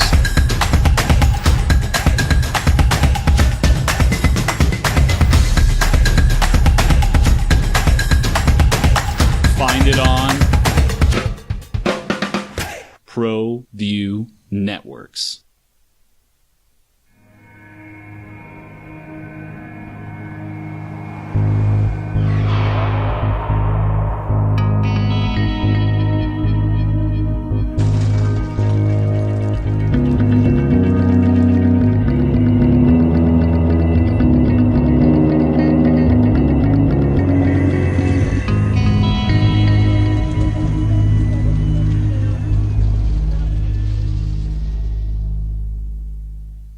Hi, I'm Steve Stucker here for Dr. Robert Melendez and the Juliet Eye Institute. You may remember me like this, but no more. The glasses are gone. I tossed them months ago because of a brand new procedure from Dr. Melendez known as RLE, Refractive Lens Exchange. The latest technology, the best eyesight I've ever had in my life, and you can check it out by clicking on the link in the description right here. Teenagers love a party, especially during prom and graduation season. Often, alcohol is involved. Some parents think that hosting a party with alcohol in their home will keep the kids safe, but it's wrong and it's illegal. As a parent, to allow your teenagers' underage friends to consume alcohol on your property is a felony. Parents who host lose the most. Don't be a party to teenage drinking. This is a program of the Drug Free Action Alliance. For more information, go to burnco.gov/do-not-host. I'm going out, Grandma. When are you coming home? I'll be home late. Don't wait up, okay? Be careful, mijito. Love you, Grandma. Mijito, he's a good man. Sometimes he just makes bad decisions. I tell him, mijito, cuidado, be careful. You might hurt someone. He doesn't listen. Until you stop, okay? Hello.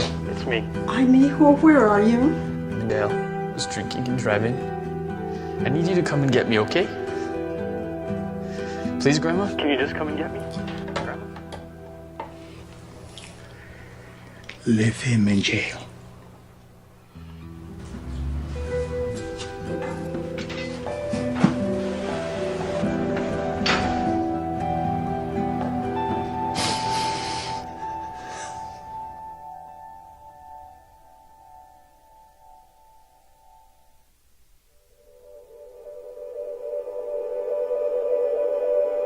We aren't all born with the same opportunities. But it's the people who care that change everything. Get ready, Sprout, get ready! My coach. My teacher. My older sisters. My grandma. My brother. My tutor.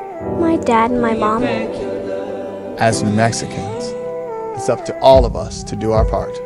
So that no child goes without love. And no family has to do it all on their own. They're all our children. Every single person is called to make a difference in the life of a child. It's up to all of us to do our part. To pull together. Pull together. Pull together. To make New Mexico the best place to be a kid.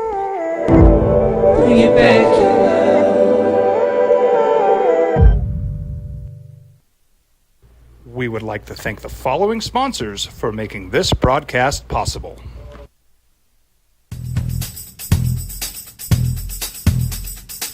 International Protective Services is a proud supporter of ProView Sports and New Mexico Youth Athletics. IPS provides residential and commercial security services in the Albuquerque metro area. For more info, please call 505-897-2420 or visit internationalprotectiveservice.com. What's going on, Lobo Nation? Ja'Cory Krosky-Mir here. And I'm Devin Dampier. The Lobo football team's going through some changes, but we're here to stay. We'll put in the work on the field and in the weight room, but we'll need your help off the field. 505 Sports Venture is leading the charge in the NIL space. And you can be part of it. You make my heart better. Shorty, she better than all my intentions. Locked in, shorty, you got my attention. See your baby, I get you the business. Touchdown and pay you a visit. If you're drunk, blasted, intoxicated, rip, plastered, destroyed, bruh. If you're like this, you shouldn't be driving. Athletic director search that is underway after Eddie Nunez takes the job at Houston after 7 years at UNM. We have Bronco Mendenhall, head football coach, coming up at 9 a.m. to start his weekly Monday conversations with us right here on the opening drive with Lobo football kicking off their season 0 week Saturday, 2 p.m. against Montana State. JJ Buck, Cy Riley, Bobcat Adrian with you this morning here on 95.9 FM, AM 610, The Sports Animal. You can watch us on ProView Networks. And the rookie quarterbacks. Jaden Daniels continues to look good. 10 of 12, 78 yards. Had a little zone read, goes for 13. Caleb Williams running for his life all over the place, but keeping his eyes downfield. 6-13, 75 yards, but splashed some big play potential. No question about that. Jaden Daniels, Caleb Williams are going to be starting. What has grown on me, because when preseason started, I was the person saying, hey, let's take a step back. Let Bo Nix sit and watch with the Denver Broncos. However, Bo Nix in this Sean Payton offense looks pretty darn good. Yes, we understand it's the preseason. It's against backups. But what you want to see out of a young player, especially a young quarterback, is just command of the offense. Quick decision-making, knowing where he wants to go with the football. And Bo Nix has done that. And Bo Nix was the last quarterback pick. It was Caleb Williams, Jaden Daniels, Drake May. ... Michael Penix to Atlanta. J.J. McCarthy of Minnesota. And then Bo Nix was sitting there of the first-round quarterbacks. But Bo Nix looks pretty darn good. And we know J.J. McCarthy, unfortunately, he's not going to play because he had meniscus injury. He's out. Michael Penix is backing up Kirk Cousins. Now, Drake May, Jacoby Brissett still going on, and the word out of New England is they might look to protect Drake May early because they don't trust their offensive line at all right now. So while he was the last quarterback of the first-round quarterbacks that went, could Bo Nix have the third best season of these guys? And could he push a Jaden Daniels or a Caleb Williams? I think just over Chicago, best offense. I think Washington is just a little bit better, but not a whole lot. If you look at it outside of Terry McLaurin, I think there's question marks, but you do have a backfield combination of Brian Robertson Jr., Austin Eckler there. What do you think about Bo Nix this season? Because I have been pleasantly surprised about how well he's executed the offense on back-to-back weeks the athleticism that Sean Payton is working with. Because everyone talks about the accuracy, but Bo Nix has legs, and Sean Payton hasn't worked with a quarterback like that, and yet we've already seen RPOs, read options within this offense. Bo Nix looks like he landed in the right spot. Yeah, I've also been pleasantly surprised with Bo Nix. You look at him and his career started at Auburn, obviously in Oregon, being the last quarterback taken in the first round. I mean, man, everybody did not think that this would be the man. And so far this preseason, he's been the quarterback, outside of Caleb Williams and Jaden Daniels, obviously, who've been playing spectacular ball themselves. But outside of those two, he's been the guy who's been tearing it up. Again, getting him into deep play action, but also being able to extend plays with his legs. Nobody talks about how quick he is. He almost gives me what Justin Herbert's supposed to, be with his long strides, long, deep ball, being able to see the second level, get into those types of windows. So, yeah, I mean, it's going to be if he wins the starting job, let me preface by saying that if he wins the starting job, I think this will be a good year for him to get a lot of experience as the Denver Broncos still look to, add pieces to their team. Justin Herbert, like I just mentioned, is still dealing with his foot injury. His status for week 1 is up in the air, but the Chargers are depleted skill position wise. Obviously, you still have the Chiefs and, them going for 3 in a row, their aspirations, Patrick Mahomes. And then you look at Las Vegas and their quarterback situation. If they're going to go Gardner Minshew, sometimes he could be up, sometimes he could be down. Their defense is still formidable. So, yeah, I see them, if they go with Bo Nix, being able to get him a lot of experience and not be so, down when, look at the wins and loss side of it, because the whole division right now seems kind of down. Yeah, I think the offensive line, too, for Denver, better than I anticipated early on, and I think that gives you more confidence in putting a rookie out there. And I mentioned some of the hesitation with why Drake May just hasn't played a lot in the preseason is they don't trust the offensive line in New England. And, that's kind of the balance of with these rookie quarterbacks, you just throw them out there regardless and say, hey, just go get that year 1 under your belt, because the expectations are different across the board. Like New England and Denver are 2 teams, they were just going in there saying, hey, we're laying kind of brand new foundation. Whereas there's a buzz that Chicago, because they were not a traditional number 1 overall team, because that was a pick from the Panthers, you bring in Keenan Allen, DeAndre Swift with Caleb Williams, you have higher expectations. I think Jaden Daniels kind of is starting to show some of that buzz of being more than just a rookie quarterback getting experience. Now, I'm not ready to say Denver can go to the playoffs, because I still think that roster-wise, defensively, I don't think they are going to be as good as they were the last couple of years. Offensively, I think it's they're one of those teams, kind of like we're talking about with the Steelers. Like, is there enough explosiveness there? Cortland Sutton, Tim Patrick coming off injury, Javonte Williams, good, but in 2 years removed from injury, can there be more upside there? So I think that Denver can lay a really good foundation this year. They're eating that ginormous sum from Russell Wilson's contract, but I do think that this is trending in the right direction for the Broncos, where we will see Bo Nix play early, get this season, and then expectations start to rise for Denver, because I think Drake May, much bigger hill to climb, because I think there's a lot more that New England needs to do. Minnesota, we'll see what happens when J.J. McCarthy gets back, because it's the Sam Darnold show. And the same thing, Michael Penix having to sit there probably for 2 years behind Kirk Cousins before we see him. So now all of a sudden, being the last quarterback drafted in the first round, he's going to be right there just in terms of expectations of playing this season behind Caleb Williams and Jaden Daniels, who are both locked in this season. And a byproduct of not just Bo Nix, but when you look at Michael Penix getting his opportunity at Atlanta, he didn't play, so I think they're saying, yeah, he's going to be our number 2 quarterback. I don't know about that. I think I'd like to see Michael Penix at least play a little bit more in the preseason, especially if Kirk Cousins is your starting quarterback, or J.J. McCarthy is. How did the Giants feel about this situation because the New York Giants had the chance to draft any one of those three quarterbacks, Penix, McCarthy, and Nix. And they said, you know what, we're going to run it back with Daniel Jones, and we're going to go get an elite receiver, potentially an elite receiver, NFL, and Malik Nabers. Did they make the right choice? We'll do a few more preseason rundowns coming up next. And then head coach Bronco Mendenhall will join us at 9 a.m. Lobo football head coach as he gets ready to take his team on the field for the first time as UNM head coach Saturday against Montana State. Mendenhall coming up at 9. The question, did the Giants get it right or wrong? Coming up next, the opening drive here on 95.9 FM, AM 610, the Sports Animal.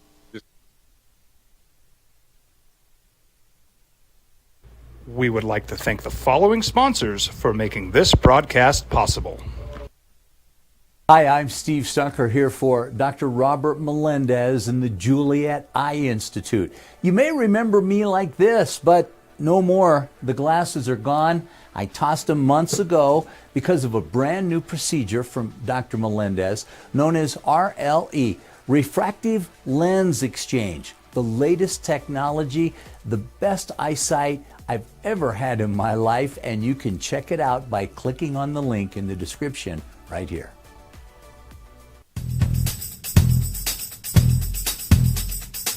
International Protective Services is a proud supporter of ProView Sports and New Mexico Youth Athletics. IPS provides residential and commercial security services in the Albuquerque metro area. For more info, please call 505-897-2420 or visit internationalprotectiveservice.com. What's going on, Lobo Nation? Ja'Cory Krosky-Miller here. And I'm Devin Dampier. The Lobo football team is going through some changes, but we're here to stay. We'll put in the work on the field and in the weight room, but we'll need your help off the field. 505 Sports Venture is leading the charge in the NIL space. And you can be part of it. Shorty, she better than all my intentions. Locked in, shorty, you got my attention. See your baby, I get you the business. Touchdown and pay you a visit. What's going on? Who are you guys? Well, sir, I'm going to pick you up at the DWI checkpoint for drunk driving. And that's when I have to come down to get you out of jail. Well, temporarily. I'm Judge Torres. They call him the Hammer. Hey, hot off the presses, champ. I'm real proud of you, honey. Way to make them happy back home, Captain. Who's that? That's your new buddy in jail.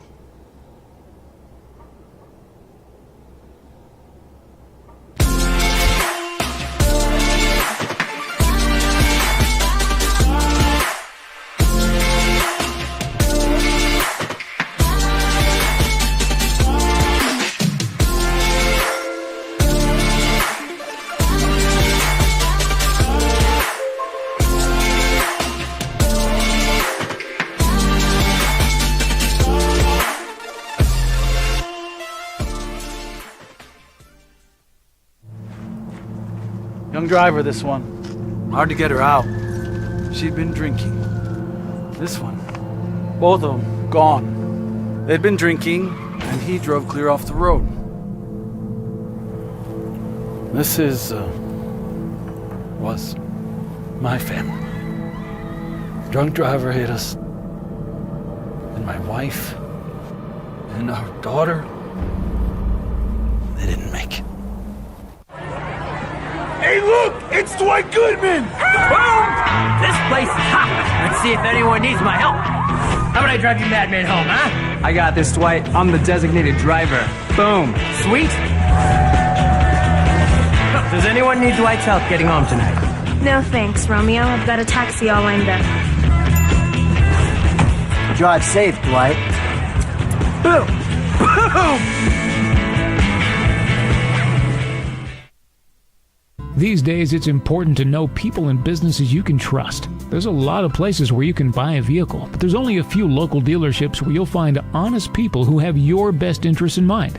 And Fiesta Kia is one of them. We've been helping our neighbors save money and drive dependable cars for years, and we'd love to help you.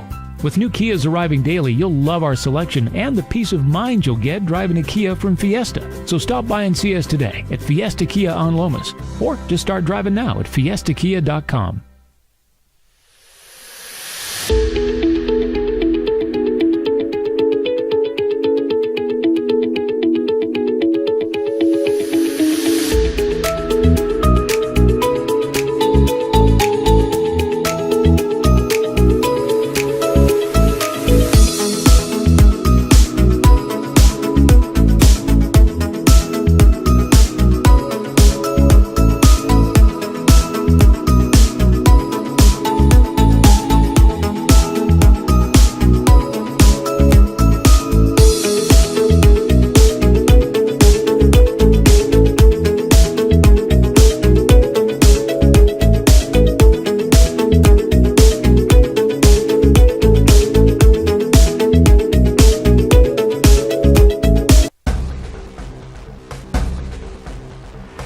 A burglary takes place in the United States approximately every 15 seconds. International Protective Service is your answer for commercial and residential security in all of Albuquerque. IPS will work with your monitoring company for fast, reliable response times. You can rest easy knowing you, your family, or your company is watched over by International Protective Service. Call International Protective Service today. Young driver, this one. Hard to get her out. She'd been drinking. This one. Both of them gone. They'd been drinking, and he drove clear off the road. This was my family. Drunk driver hit us. And my wife and our daughter, they didn't make it. We would like to thank the following sponsors for making this broadcast possible.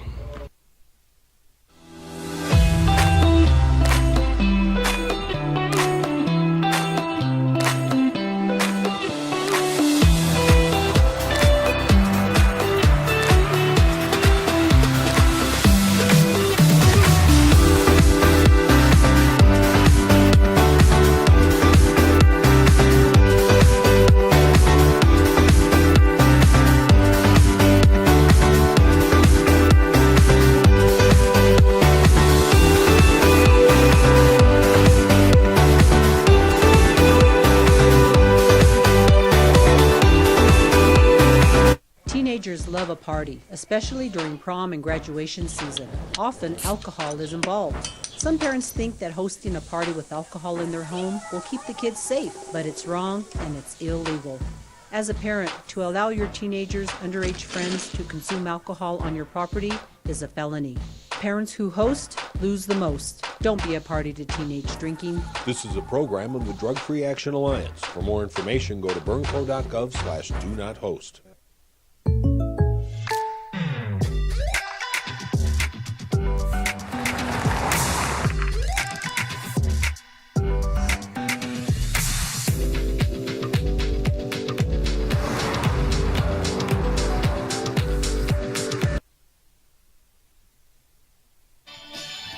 He was just a little bit rusty. Quarterback Daniel Jones coming off a torn ACL. Trying to get things back on track with the New York Giants. He threw 2 interceptions in his first 3 drives, including a pick 6 from his own end zone. The Giants Texans playing over the weekend. But head coach Brian Daboll said, quote, "It was a poor decision, but that's what the preseason is for, working the kinks out in the offense."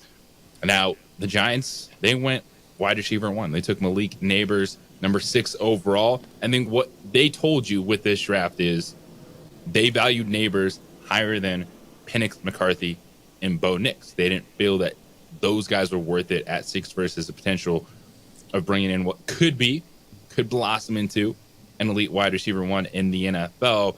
But we were just talking about Bo Nix. The upside of Penix and McCarthy. JJ Buckside Riley with you. Sai, do you think the Giants will look back and regret not taking a quarterback, or do you think for them, knowing that this was going to kind of be a prove year anyway for Daniel Jones, that they locked in Malik Nabers and they'll attack whatever may be the quarterback market next year if it's kind of become more of the same, not the Daniel Jones we saw win a playoff game? Yeah, when they decided to move off of Saquon Barkley, that was them throwing all their chips on Daniel Jones. So they probably won't regret taking a quarterback this year, this past draft, just because, again, they moved off of Saquon. So they already had, the front office already had predetermined that Daniel Jones was going to be their guy this year no matter what. Now, moving forward with, obviously we'll see how Caleb Williams plays and Jaden Daniels and Bo Nix. But again, if you get some studs and they're able to dice them up and Daniel Jones is being a hindrance to your offense, yeah, that's going to be a problem for Coach Daboll in his contract negotiations. It was a rusty debut from Daniel Jones, but they got Malik Nabers, who looked pretty good. We shall see. We're talking rookie quarterbacks and more, but it's time to get back to Lobo football. Head coach Bronco Mendenhall begins his weekly conversations with us. Coming up next, the Lobo football opens the season against Montana State on Saturday, 2 p.m. out there at University Stadium. Coach Mendenhall next here on the opening drive.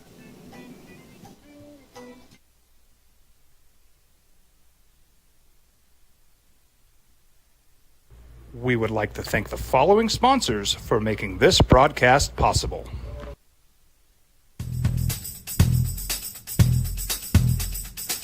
International Protective Services is a proud supporter of ProView Sports and New Mexico Youth Athletics. IPS provides residential and commercial security services in the Albuquerque metro area. For more info, please call 505-897-2420 or visit internationalprotectiveservice.com. Hi, my name is Daniel Chavez, and this is my business partner, David Chavez. We are the owners of Indeed Safety. Indeed Safety is a local safety consulting company helping our clients with their safety needs for their projects. One of the things we pride ourselves as a construction safety company is helping our men and women in construction get home safe every day to their families. Indeed Safety is a proud supporter of ProView Network.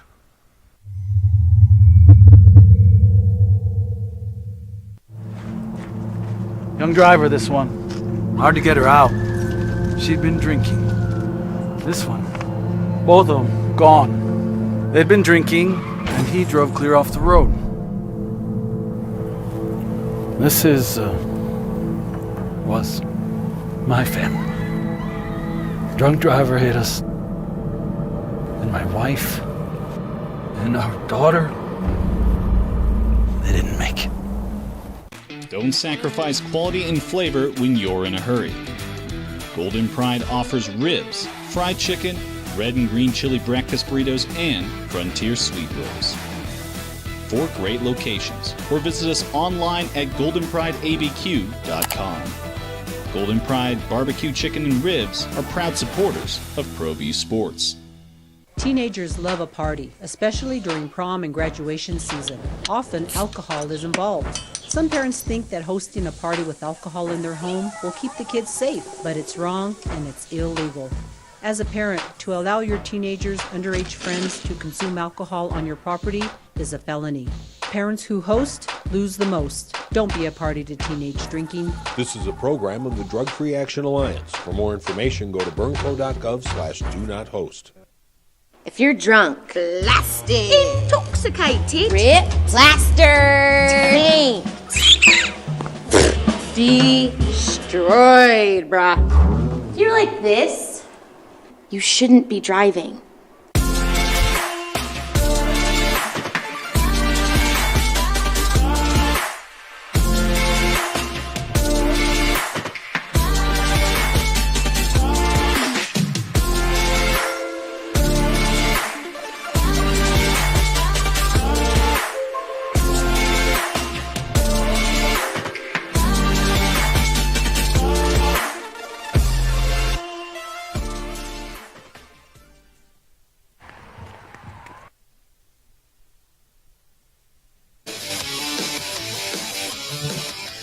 Game week in Albuquerque. 0 week is upon us. 4 college football games this weekend, and one of them is happening right here in Albuquerque. Montana State at New Mexico, and you get a spotlight game, FS1 national television, after Florida State, Georgia Tech kick off the season in Ireland, SMU, Nevada, Delaware State, Hawaii. That is your slate of college football this Saturday, and the Lobos are highlighted amongst those 4 games. The opening drive here on 95.9 FM, AM 610, the Sports Animal.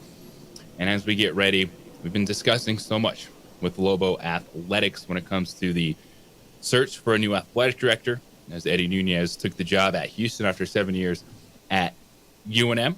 Lobo football beginning the Bronco Mendenhall era at home against a very good FCS football team in Montana State. And just the buzz, the cautious optimism, the hope that is there before you start a football season.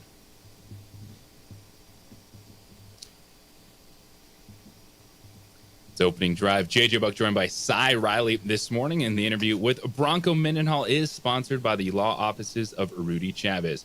For 4 decades, Rudy has been helping New Mexicans through legal issues. Call Rudy at 242-5500. It's Lobos and Bobcats Saturday, 2 p.m. at University Stadium, and we are joined this morning and have the pleasure to speak with head coach Bronco Mendenhall. And Bronco, good morning for you.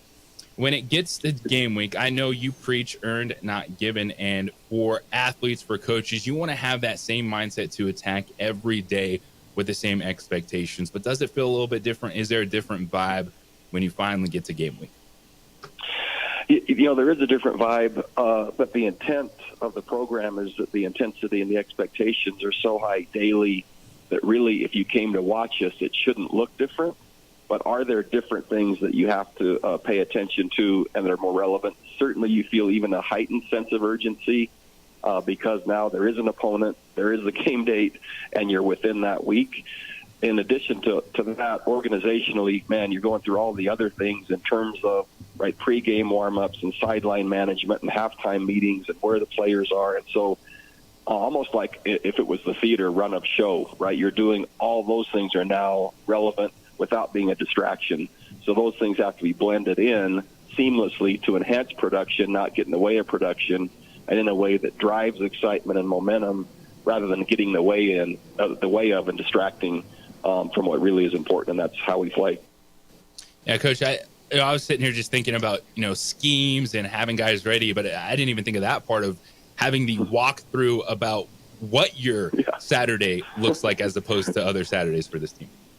Yeah, a lot of coaches and organizations, they call it a mock game, and you'll say, gosh, I thought we were practicing today, and you're going out there and you're going through where you warm up and what drills you're doing before the game and who comes in and sits where in the locker room and where the coaches meet, and then you're going through scenarios in the game while you're not even practicing scheme.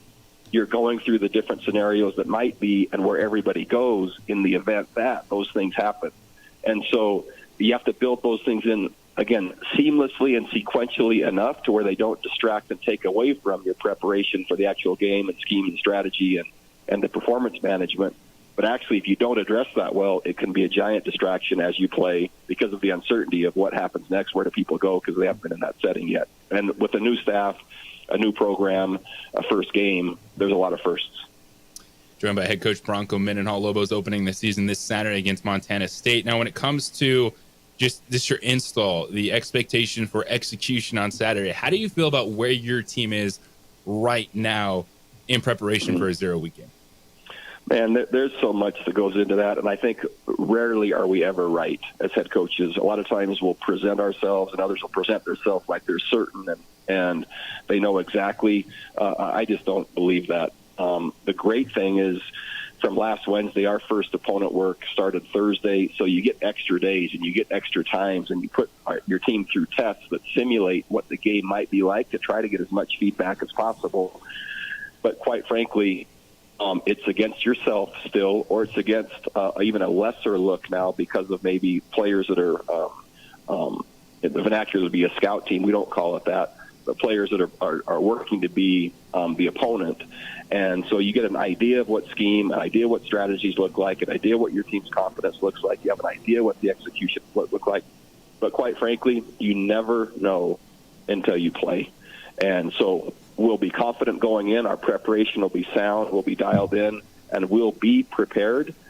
Every game is brand new feedback, but then is to learn and apply and improve your team for the next one. Hopefully the outcomes always are in our favor. It's easier to learn and apply when that happens, but sometimes they're not. But gosh, you truly never know. I love where our team is. I love the confidence. I love the work ethic. I love their willingness. But we'll learn more when we play. Coach Mendenhall, this is Cy Riley. It's great to talk to you again. Some of the tenets of the program are will before skill, doing hard things together, earn not given, obviously being the entire mantra of the program. What are some of the things that you're telling the guys to get them mentally prepared for this season? Obviously, starting with week 0 game, having an extra week, bye week towards the end of the year. What are some of the things that you're telling them to get them mentally prepared? Well, I love the writings of John Wooden, And so his definition of competitive greatness is being at your best when your best is needed. You can't get there unless you truly learn to give total effort, where you lay exhausted knowing you've done the best you can. And once you've done that, the scoreboard really can't make you a winner or a loser. And maybe through your career you felt this as well. There have been games where, you just felt amazing about how hard you tried and possibly just all that you gave, and yet your team didn't win. Even though there's sadness that your team didn't win, there is satisfaction also of just the effort that you gave. So we really spend very little time, and I spend very little time talking about the opponent outside of the scheme and strategy and the execution part. Our entire focus is on us. How willing are we to try as hard as we can for each other collectively to do the best we can? And then the outcome will be whatever that is. And so we're really consumed by the process. We're consumed by the work, and the outcome then is added on at the end. That just gives us more feedback. Absolutely, and being able to showcase that in front of the Lobo fans in University Stadium. You guys have 5 home games on the season. No longer the 6 where you can kind of scratch. If you scratch and get 500, get into bowl contention. How have you taken that into account? Through your off-season preparation, getting these guys ready for every and each home opportunity that they have. Well, so I address the brutal facts with our team, and let's be really clear and frank. I've never had a season with only 5 home games. It's been a minimum of 6 and almost always 7, and so there's nothing ideal about 5 home games, especially when we look to play and gain competitive advantage in home stadium, which usually is what helps propel you to postseason, is the advantage that you gain on the home field. So addressing that right off the bat. So here is what it is. There's 3 byes. I've never been part of that before either. And the season will be longer from week 0 and including Hawaii. That's a long season, 3 byes and 5 home games. So they have to be told, anyone in any relationship, just the brutal facts of what it is. Then you work to craft it to your advantage. And so once it's acknowledged, then we say, okay, now what advantages and how can we drive this to be where it works for us, right, with some of the challenges that are already ahead. And so we framed it that way, with just simply there's no other thought really about anything else other than this week, Montana State. And then, after that, then we'll consider whatever's next. But the master plan already has accounted for that, but now our laser-like focus is only on the here and now. Joined a few more minutes by head coach Bronco Mendenhall. Lobos open up the season against Montana State on Saturday. And, Coach, you mentioned that the focus always is going to be more about yourself and the execution. But you have a Montana State team that there's your track record, Brent Began, what they've been able to do. So the offense that they bring back, the defense that they're going to play. So a game like this, is it more just in-game adjustments? Are you able to do just a little bit more game planning wise, when there's kind of so much known about your opponent? I think it's a really good question. It's a fair question. And so there's the allure to do more with more preparation time. Usually anytime you attempt to do more, you execute less. And so really it takes more discipline with extra time to drive the game plans tighter and with enough complements rather than expand them with the time that you have. When you play good teams that execute well, that have track records of success, that are confident, that are proven, that are tested, execution ends up winning the day with the right mindset and the right effort. And so what you can execute is what you have to play. And so the temptation, again, is to go in with too much with an extra time period before you play, and then to adjust too quickly and to drastically in-game rather than focus on possibly an assignment mistake rather than a scheme adjustment. So our in-game adjustments have to be great. First of all, is the scheme necessary? Does that have to be changed, or was that just an assignment or a player that's inconsistent that's making it look worse than it is? And so while all the drama and all the excitement and all the game stuff is happening, gosh, our coaches and our staff has to be exceptional at seeing what's really happening so we don't over or undercorrect. Now, Coach, lastly for you, as you know, you're in it. It's game week. There's so much going on. But you came back to the University of New Mexico because of the opportunity and potential that's here, the leadership. They're looking for a new athletic director. Eddie Nunez goes to Houston. Do you want to have any input on that, or do you have just characteristics you'd like to see from the next AD at UNM? I think really another really good question. And so going back to the first part, I'm back at UNM. I love helping young people grow and develop. I love developing young coaches, but I also love transforming organizations and revitalizing and reinstilling pride and accomplishment and success into places that are starving for it, which is us. That is us here at New Mexico. And so I'm enthralled and invigorated by the entire challenge with, to be honest, the amount of work to do. And so this is, we have a lot ahead of us. This is still the beginning. And the athletic director coming in, I would love to have a similar vision of what truly is possible here, what truly is possible specifically for Lobo football and what that's going to take. And they better be really skilled, very innovative, a super hard worker, but also willing to take on something difficult, believingly and certain that it's possible. And I'd love to know what that plan is. Hopefully it would align with what the values that I have, to really, again, reignite and invigorate this football program, in addition to all the other good things that are already happening in UNM athletics. Well, Coach, we appreciate the time. I know we're excited to see your football team out there on Saturday. Best of luck, and thank you for joining us this morning. Thank you, Coach. Me too. Thanks a lot for the opportunity. So good to talk to you. Great talking with you too, Coach.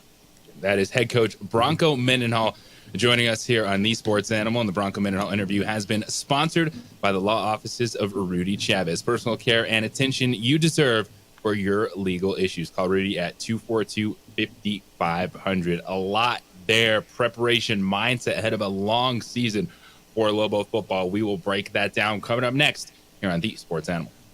4 decades of excellence. We would like to thank the following sponsors for making this broadcast possible. If you're drunk, blasted, intoxicated, ripped, plastered, destroyed, bruh. If you're like this, you shouldn't be driving. We would like to thank the following sponsors for making this broadcast possible.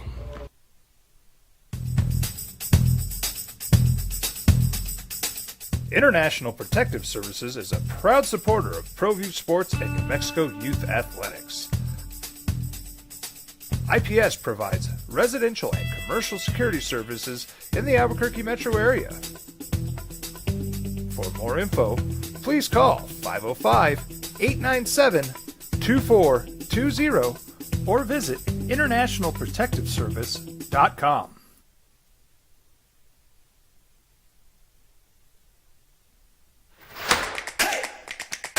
Albuquerque's leader in sports is ProView. From pros to prep, all your favorite action.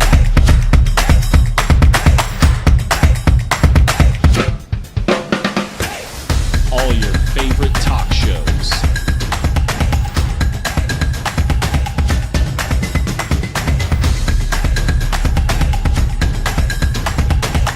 Find it on ProView Networks. What's going on, Lobo Nation? Ja'Cory Krosky-Mir here. And I'm Devin Dampier. The Lobo football team's going through some changes, but we're here to stay. We'll put in the work on the field and in the weight room, but we'll need your help off the field. 505 Sports Venture is leading the charge in the NIL space. And you can be part of it. Shorty, she better than all my intentions. Locked in, shorty, you got my attention. CEO, baby, I get you the business. Touchdown and pay you a visit.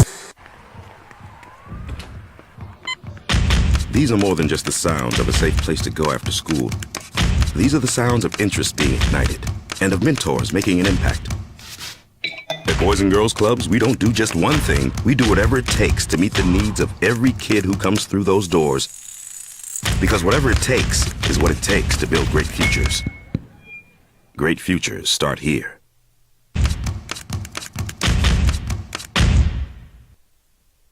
We would like to thank the following sponsors for making this broadcast possible. Hey, look! It's Dwight Goodman! Boom! This place is hot. Let's see if anyone needs my help. How about I drive you madman home, huh? I got this, Dwight. I'm the designated driver. Boom. Sweet? Does anyone need Dwight's help getting home tonight? No thanks, Romeo. I've got a taxi all lined up. Drive safe, Dwight. Boom! Boom!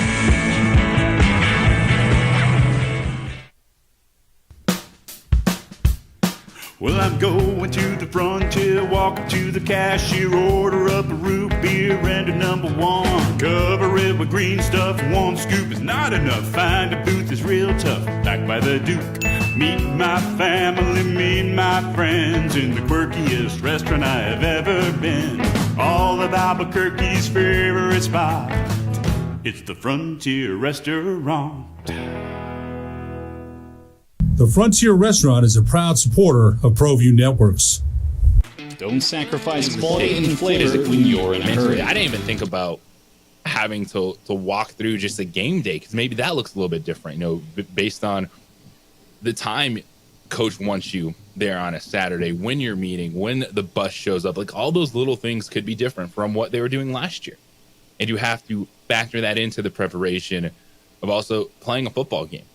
And one of the things that did stand out to me is laying out there the mental aspect of what it's going to take. This is going to be a long season. This is a tough stretch where you open up, you get an opportunity 0 week, but then you're hit and you have to hear it.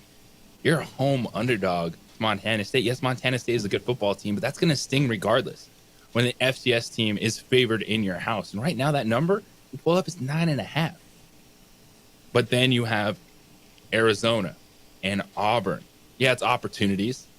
Those are really good football programs. And so how do you prepare yourself mentally for digging in and facing the stretch that is ahead for the Lobos? Appreciate head coach Bronco Mendenhall, as he will join us Mondays at 9 a.m. throughout the football season right here on The Opening Drive. JJ Buck joined by former Lobo linebacker Cy Riley. And, Cy, the mental side of this, just preparing for a season that's a little bit different. And I thought you brought up a good question about how there's only 5 home games and how that's magnified a little bit more than usual. The length of this season, just preparing yourself mentally for a season like this. What do you think of some of the things the players are going through? Yeah, I mean, whenever I look at a schedule, the first thing I look at is the home games, because I know if we can go get those, then, that puts us into bowl contention. And with only having 5, you heard Coach talk about it, like it's unfamiliar territory for him and for the players. Unknown, extending the season, things like that, not being able to get the fans as riled up and dialed into the game, and for not only for the players, but for, the state in itself. So it's one of those things where it's like, you definitely think about it. Now you already automatically know that if you drop a home game, well, now I got to go get 2 on the road because there's an extra road game, which is an even tougher challenge. It's just one of those things where it's like you're going to think about it, but, the first test is this Saturday, August 24th against Montana State. They got to get that one before they can get any other one. And I would, want Lobo Nation to show up and stand out, because, again, they're playing this Saturday, but the next time you won't see Lobo Nation at home until September 21st. So that almost adds, a month. Yeah, man, that adds even more of a pressure to this opener. And I do think that Lobo fans, even though they've been here more times than they would like, of having to give a new coach time and refill that hope jug before the season starts, like, you don't want to leave a bad taste in Lobo fans' mouth. I do think that even those that are questioning Lobo football, they'll give Bronco an opportunity because of his resume. They'll give him a chance to come in, build the program, see what happens year one. But just from, as you mentioned, man, just showing up, having some excitement, even if you prepare yourself as a fan for, all right, it's year one, let's see what's going to happen. That's a long time to wait between games. If you happen to lose at home to Montana State, which it's betting lines that you play to win the game. You play the game for a reason, right? We don't decide these things based on lines. But there's that sense that you're 9.5-point dogs at home. And then you're going against a top 25 team in Arizona in their opener under a brand new coach, Brent Brennan, who comes over from San Jose State. And of course, just the storylines around here too, with Danny Gonzalez being weaved into that now that he's on the Wildcat staff. And then another bye week. And then you go to Auburn. And Auburn thinks you beat them last year because they don't know the difference between New Mexico and New Mexico State. So that entire fan base is going to go out there and be like, we're going to get revenge. And then, so you have that stretch, and then it's September 21st, and it's almost like, how do you restart your season if you don't get that first one? It almost feels like you're starting over against Fresno State. Yeah, I mean, again, you don't come back here until September 21st, and then, you know, that's the first league game. So it's even more pressure. You know, when you look at the schedule, it's like, okay, yeah, they have all these buys in between. The season really doesn't start till like October 12th until you can consistently know, okay, this Saturday I'm facing this opponent. You know, I go through the game week, play the game, obviously, and then, you know, okay, I'm looking forward to the next task. But you have all these mental hiatus, and it's just, I mean, but sometimes that can be a good thing. You know, you get extra preparation, extra treatment. If a guy gets dinged up, if he gets injured, you're now able to get him back. Whereas before, you know, you're having to rush guys back, or whatever the case may be. Something goes wrong, if there needs to be some changes, adjustments, you know, scheme wise, player wise, whatever, you're able to get guys into those positions, get coaches into those positions so that they're able to make the best out of these young men that, you know, that they can. Yeah, and it'd be an interesting stretch because it's Montana State, then you're at Arizona, and then you get that early bye week, and it could be positive just for this team as they continue to grow and install things. But it's about the mental and physical preparation. And, you know, listening to head coach Bronco Mendenhall, he has, you know, a lot of those philosophies. And as a player, and you've had conversations with Coach Mendenhall before, like, are those things that you can buy into?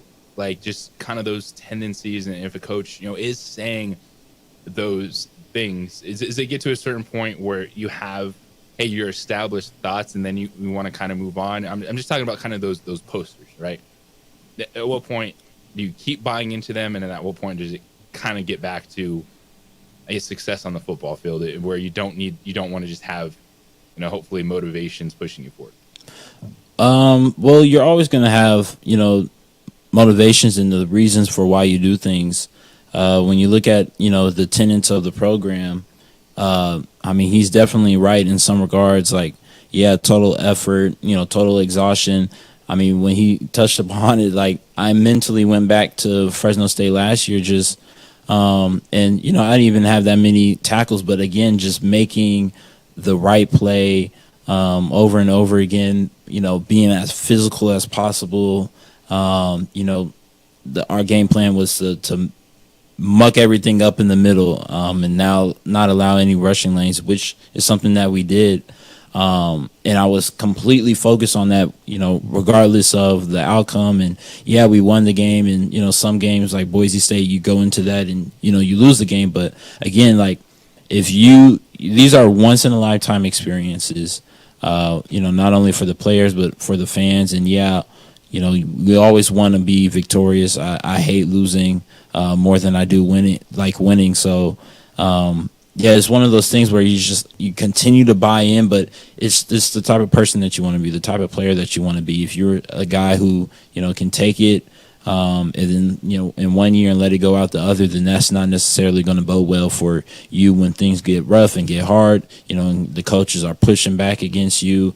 You know, you got to be able to stand firm in the reasons why you play the game, the reasons why you decided to play for Coach Mendenhall and all of these coaches and put on the Lobo shield. And if you do that, then no matter the outcome of the game, but we want more wins than we do losses, you know, from players' perspective. But if you're able to do that, then yeah, you should have a really good experience. Like, when that should also, you feel, give you the opportunity to get those wins. Yeah. Each player, each position group is doing what's expected, right? It seems simple, but it's not always that simple when you're thrown into it. is if you're doing your job, you feel like you're accomplished, that should then give your team an opportunity to compete. And we'll see what level the Lobos can compete at. Year one, Bronco Mendenhall kicks off Saturday, 2 p.m. at University Stadium. When we come back on the other side, for 0 week. Week one for the Lobos, but 0 week in college football. What will the Lobos lean on? Will it be the offense? Will it be the defense early to give themselves a chance to compete? We'll try to figure that out coming up next here on the Sports Now. 95.9 FM and AM 610.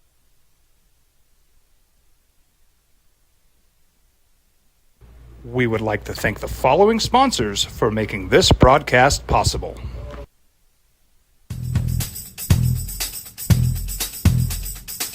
International Protective Services is a proud supporter of ProView Sports and New Mexico Youth Athletics. IPS provides residential and commercial security services in the Albuquerque metro area. For more info, please call 505-897-2420 or visit internationalprotectiveservice.com. Hi, I'm Steve Stucker here for Dr. Robert Melendez and the Juliet Eye Institute. You may remember me like this, but no more. The glasses are gone. I tossed them months ago because of a brand new procedure from Dr. Melendez known as RLE, Refractive Lens Exchange. The latest technology, the best eyesight I've ever had in my life, and you can check it out by clicking on the link in the description right here. ProView Networks would like to thank the following sponsors for making this broadcast possible. Hans Whitler Automotive, German car maintenance and repair in Albuquerque, New Mexico. Call 505-294-7684 or visit HansWhitlerAuto.com. What's going on, Lobo Nation? Ja'Cory Krosky-Mir here. And I'm Devin Dampier. The Lobo football team's going through some changes, but we're here to stay. We'll put in the work on the field and in the weight room, but we'll need your help off the field. 505 Sports Venture is leading the charge in the NIL space. And you can be part of it. You make my heart better. Shorty, she better than all my intentions. Locked in, shorty, you got my attention. See your baby, I get you the business. Touchdown and pay you a visit.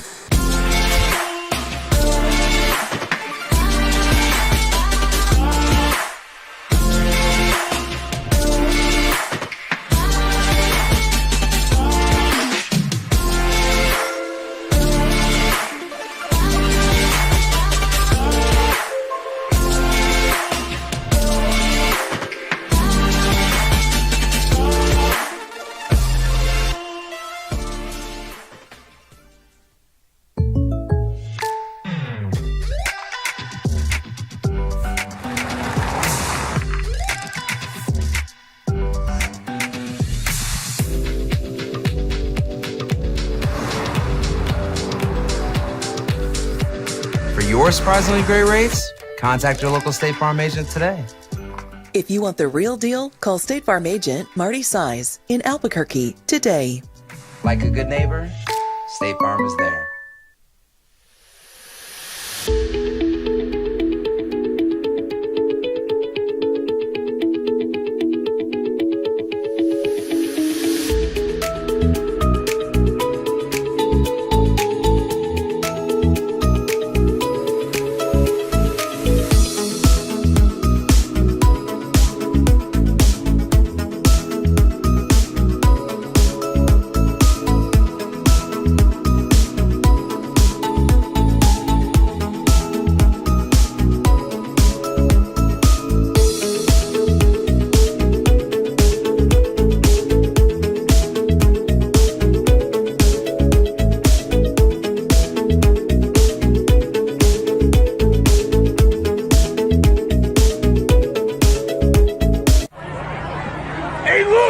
Dwight Goodman! Boom!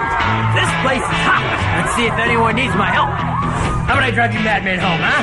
I got this, Dwight. I'm the designated driver. Boom. Sweet? Does anyone need Dwight's help getting home tonight? No thanks, Romeo. I've got a taxi all lined up. Oh, what will the Lobos lean on early in the season? We shall see. Head coach Bronco Mendenhall just told us, yeah, there's an idea of what to expect, but you don't know until you play.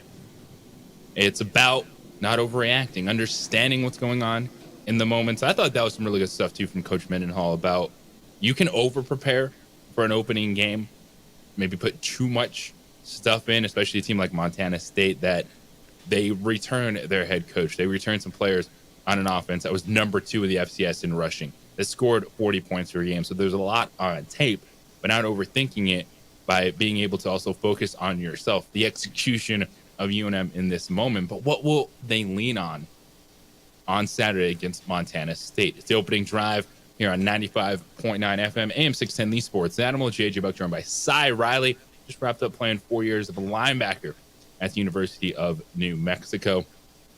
And as we go throughout this week, there'll be pieces that we know, names that we've watched over the last couple seasons, but they're in new positions in terms of what they're asked to do on the football field. With Jason Beck, offensive coordinator, Nick Howell, the defensive coordinator, the overall mindset that Bronco Mendenhall is bringing in. So Saturday against Montana State, what do you think the Lobos will just be leaning on early in the season to set the tone?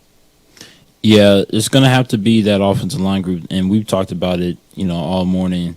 They got to show not only to Lobo Nation but to themselves, prove to themselves that they are the group that, can get the job done when it comes to protection, when it comes to, run game, getting these running backs. We talked about it, Sanders, Dalla, getting them going, Jacobs going, and then letting Devin be able to lead the team, be able to lead the offense, become a one-man weapon at times if he needs to, but also rely on. And we didn't even talk about the wide receiver group this morning. Luke Weissong, Caleb Medford, Nick Trujillo, being able to get those guys into space, into coverage.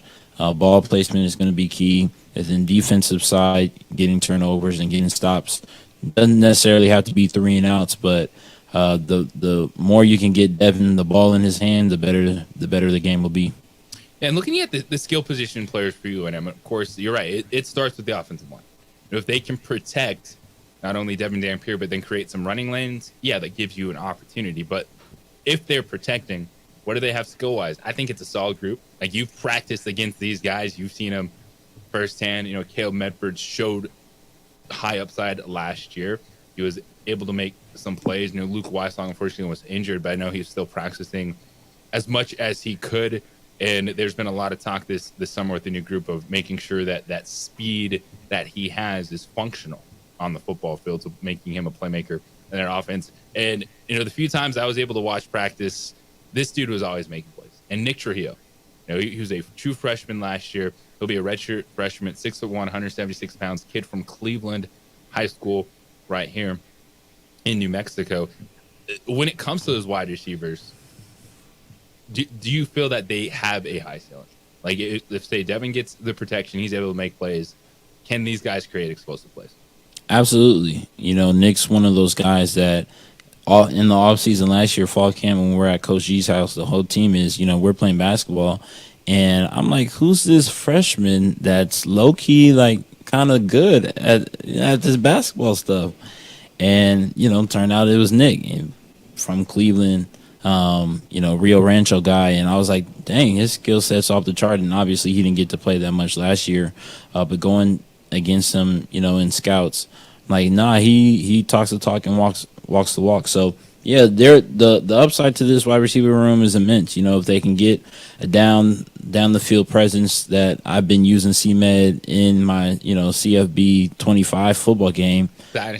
If CMed is able to do anything that what I've been, using him as in the game, him and Luke. If Devin Dampier is anything like he is, yeah, I get in that red zone, I spread the field. Yeah. I have like 11 rushing touchdowns with Dampier in my dynasty. And I would expect them. I expect them to do the same thing in real life. Being able to get the QB option, QB run, spread the formation out a little bit, get those Montana State linebackers, a little bit spread out. And then again, but that goes back to the offensive line that we were talking about. If they're cohesive as a unit, a hat on a hat, being able to work into the second level on their duos.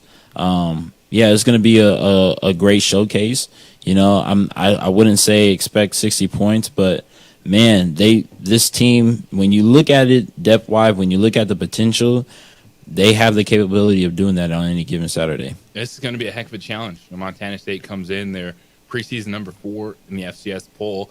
Their expectations is to compete for an FCS championship, and they are going to come in Albuquerque as, by Saturday, I still think they're going to be over a touchdown favorite, because right now it's 9.5 points. Pull up the line on ESPN bet for this game. So they're going to be coming in with a lot of hype, a lot of expectations, and it's going to be a huge challenge for the Lobos. But you look at what they're going to lean on, and there is a lot of potential there offensively. And when you look at the challenge too, just for college football, like you guys, yeah, there's practice, there's scrimmage, but you don't get to have a preseason game. You don't really get to have that opportunity, put a hat or helmet on someone else and work your schemes against someone that doesn't know what's going on. So kind of what jump do you see, even in game, that first week of the first quarter to fourth quarter of just even your team in that moment? Well, you start off fall camp and you're ready to go against the offense, or you're ready to go against the defense, and you got to contain that that passion for the whole fall camp. But when you get these one-off opportunities against somebody else, like, you just want to live in the moment. And again, Coach talked about it earlier, total exhaustion. Like, there's going to be a complete difference, because again, you're not necessarily, all right, let's get the 2s in, let's get the 3s in, let's get the 4s in. Now it's good on good. It's, your 1 versus my 1. And when my 1 comes out, I got to put, another 2 in who can be a 1, while, they got whoever in. So it's just a chess match. And in practice, you're sharpening, but when you out there in the game, you're actually using the knife, you're swinging the sword. So it's one of those things that is going to be, and the players know this, unless you're a freshman. It's one of those things where you get onto the game day, you want to keep yourself calm and collected. You don't want to get too out of yourself, too out of your character. You want to live within the scheme, and make sure that, again, you're being a good part of the system, being a good 1 out of the 11, and making consistent plays, making standout plays, and if everything gets rolling, like, Saturdays are so much fun when you know what you're doing. So I'm pulling up. Yes, I'm on my iPhone right now. I'm looking. So I scroll Saturday, 2 p.m., 91 degrees. Yeah, it's warm, but people have been talking like 99, 100. It might change. 91 summer day, kick off the season. Yeah, it might be a little hot. Make sure you got your sunscreen on. You're hydrated in the stands. But that feels like a good way to kick off football season right here in Albuquerque, New Mexico on Saturday, 2 p.m. at University Stadium. And, of course, you can hear Lobo football all year long over on News Radio KKOB. Robert Portnoy and Don Sherrill Moore. They have pregame starting at 1 o'clock on the UNM Sports Radio Network. It's going to be a busy week. We're talking Lobo football and also the athletic director search for the UNM. We come back on the other side, we'll hit those once again, just in terms of what should the expectations be for the new athletic director. We heard from head coach Bronco Mendenhall. He answered that question of what he wants to hear from the next AD at UNM after Eddie Nunez takes the job at Houston. We'll dive into that next. The opening drive here on 95.9 FM, AM 610, the Sports Animal.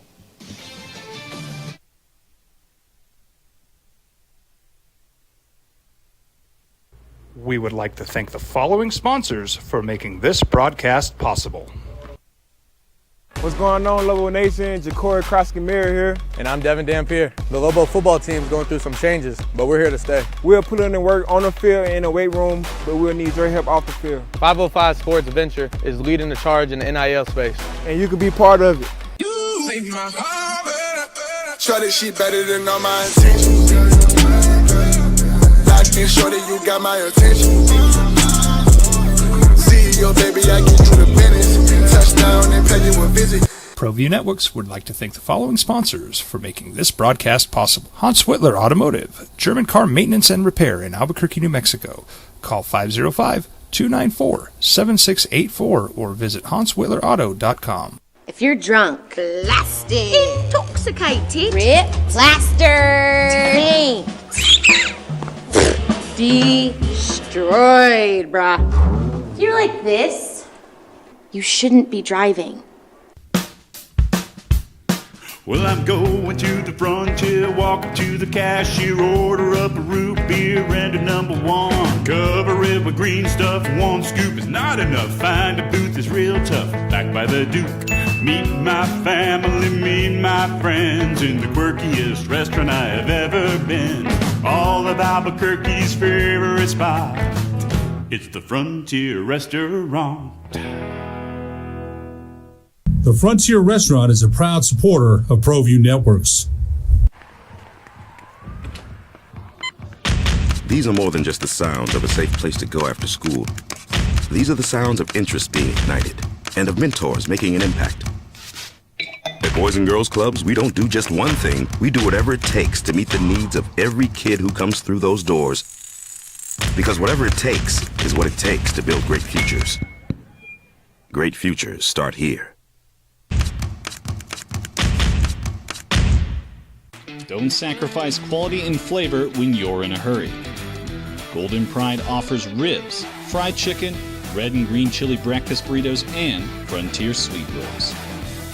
4 great locations, or visit us online at goldenprideabq.com. Golden Pride Barbecue Chicken and Ribs are proud supporters of ProView Sports.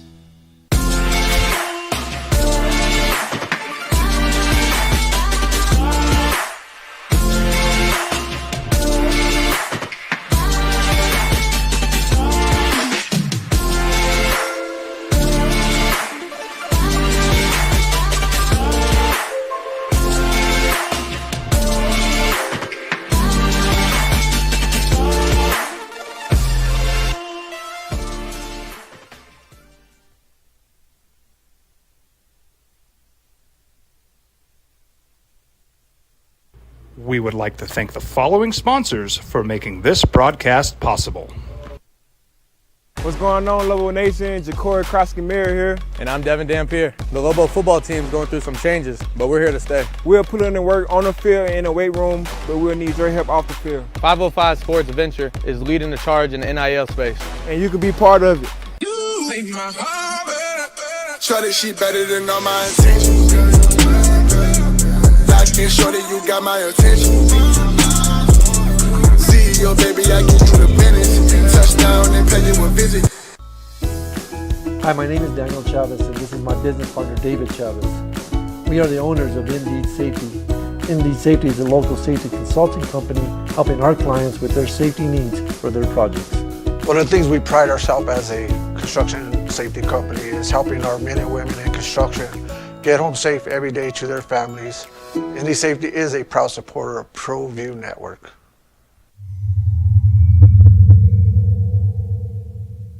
Teenagers love a party, especially during prom and graduation season. Often, alcohol is involved. Some parents think that hosting a party with alcohol in their home will keep the kids safe, but it's wrong and it's illegal.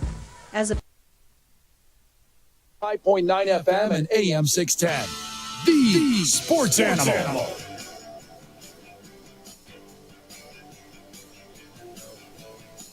Man, I've enjoyed getting into it this morning. It is game week. Global football takes on Montana State Saturday at 2 p.m. out at University Stadium.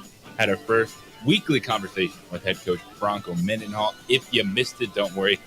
It'll be up on our podcast page following the show a little bit later today. And that's where you can hear every hour of the opening drive. If you missed it, sportsanimalabq.com. Click on the OD and pulls up all our episodes right there. JJ Buck, Cy Riley with you this morning, former Lobo linebacker, rocking it on a Monday. Got Bobcat and Adrian holding it down. Great work producing all morning long. So it's not just focusing on game week, the expectations for Lobo football, but an athletic director search is going on after Eddie Nunez took the job at Houston. And one of the things we were focusing on this morning is, all right, setting the expectations for what kind of job UNM is, and then what you want to hear from and see from the next athletic director at UNM. Now, President Stokes, the regents, all those parties involved begin the process, reaching out, setting up interviews. And I know there's a couple of the in-house names. You'll get Dave Williams, who's been the deputy AD. You got Ed Manzanares, who's been an AD before at New Mexico Highlands, been working for a while at UNM. A lot of people on social media over the weekend, too, talking about Ryan Berryman, who was in the administration. He's a Lobo graduate, a local product who just took a job at Washington. So those are some of the in-house candidates. And outside of that, we'll see what pops up in the interviewing process. But when it comes to just laying the foundation of how good of a job is UNM, well, it's still a D1 job. And yes, there's 300 some odd D1 jobs, but it's still a position that has good upside when it comes to its men's basketball program. It's what Rich Pitino has established. Bronco Mendenhall is a known name in the college football community. Got a lot of people's attention that Eddie was able to hire him and come in for Lobo football, but we know that football is at the forefront of making so many of these decisions, and there's still stuff to happen moving forward in college football. Yes, we're going to see the 12-team college football playoff, but how long is a group of 5 going to be able to hold on to an automatic bid? What do we see in this landscape that the money just continues to grow and grow and grow and be pumped into the Big Ten and SEC in terms of trying to maintain the same level of Division I football? But Sai, when you look at this athletic department, and you were a student athlete there for 4 seasons, and this, you heard it, you saw it, this stuff impacted what you did as a player. But what you've seen, what you experienced at UNM, kind of what position do you feel this athletic department is in right now amongst its peers in the Mountain West? And then moving forward, as you always have to expect there could be something else changing with college athletics. No, I still consider it, near the top. They have the whole athletic department is great, you start from Eddie, actually we'll start from President Stokes, but go down to Eddie, to Dave Williams, to Will Price, to Miss Hudson. Like, you have all these great individuals that make this entire athletic department go, and I think that was evident from the gala from the other night where they raised over $1 million. Even hearing the news that Eddie was leaving. So to still be able to raise the amount of funds that they were able to for our athletes, for our teams to be able to go out and still compete in fiscally compared to these other schools, Boise State, Wyoming, Fresno State, San Diego State, the whole 9. We're still one of the best, and I think that's what makes this such a unique opportunity in time for the athletic department. Yeah, you have Eddie Nunez, who's leaving to go to the University of Houston, but again, whoever's coming in is or stepping up into that role is walking into a great setting where they already have everything lined up for them, people in the right place that can continue to keep New Mexico athletics near the top. Yeah, and I know it because I've seen it on social media all weekend long. It's the football question. Yes, the record isn't what you guys wanted it to be, isn't on a consistent bowl eligibility anywhere close to competing for a conference championship. I understand that, but one of the things you mentioned, and we've heard it from some fans this morning too, was not just the belief in, but the trust that was rebuilt. Like the belief that Lobo fans say, hey, I know that UNM is going in the right direction. I can trust the people that are making these decisions, because it is still going to be one of the most challenging football jobs in the country. It just is, because you're trying to start something that hasn't been done in a while. You're playing the game now also in the name, image, and likeness era. So you have to rely on something that's out of your control. And that's got to be hard because, yeah, Bronco Mendenhall, the coaching staff, they can say, hey, everyone, donate to NIL, but they don't control that. So it's kind of at the mercy of people donating it. But then it's also a lot of the NIL money is going to men's basketball. And then how does it trickle down? So, yes, there's all these challenges and hurdles that you still have to face. It's part of the job in college athletics. But looking at where UNM sits, it's having the trust of the community, I think, was big, because that was lost. And a lot of people took a step back, with what happened at the end of Paul Krebs' tenure, the frustration with not just the football program, but the basketball program at that time. And you weren't getting that investment, because as much as we talk about television contracts, this and that, there's still so much of college athletics that's based on fans going above and beyond. It's based on fans doing more than just season tickets. It's willing to give your extra income if you want to an NIL collective, to the Lobo Club. And that is a challenge to foster those relationships. And I think one of the biggest things that Eddie Nunez was able to do over his 7 years is bring back the positivity towards Lobo athletics. Yes, we're going to have feelings one way or another when a team wins or loses. That's part of it. It's why you're invested, because you want that outcome on the scoreboard. You're sports fans for a reason when you support your teams. But the fact that people have still been on board while the Lobos have gotten back on track over the last 7 years, I think is a big thing that you've echoed, and you lived it being in that building as a student athlete, and you saw it. And there's got to be, something that you can build off from that. Is, all right, you have this positivity, you have people on board, you have a fan base that is contributing right now. Now, where are you going to come in and pick up with that? And, I thought, I wasn't sure what Coach Mendenhall was going to do this morning with that question, but he was locked in. When I asked him kind of like, hey, what do you want to see from the new AD? And he did say he hopes it's someone that is aligned a lot with his vision and kind of what he knows the timeline it's going to take for Lobo athletics, but someone willing to go above and beyond. And that's got to be a mindset not just the athletic department has, but I think kind of anyone at New Mexico, even down to the players, of knowing it's going to take a little bit more at UNM. Yeah, and rightfully so. I think that they should be aligned with Coach Mendenhall's vision, because, Eddie didn't bring Coach Mendenhall here just to go 4-8 again or 3-9. He brought him here to transform the program. Create young men and outrighteous human beings. So yeah, undoubtedly, I think that Coach Mendenhall said it how I would have said it.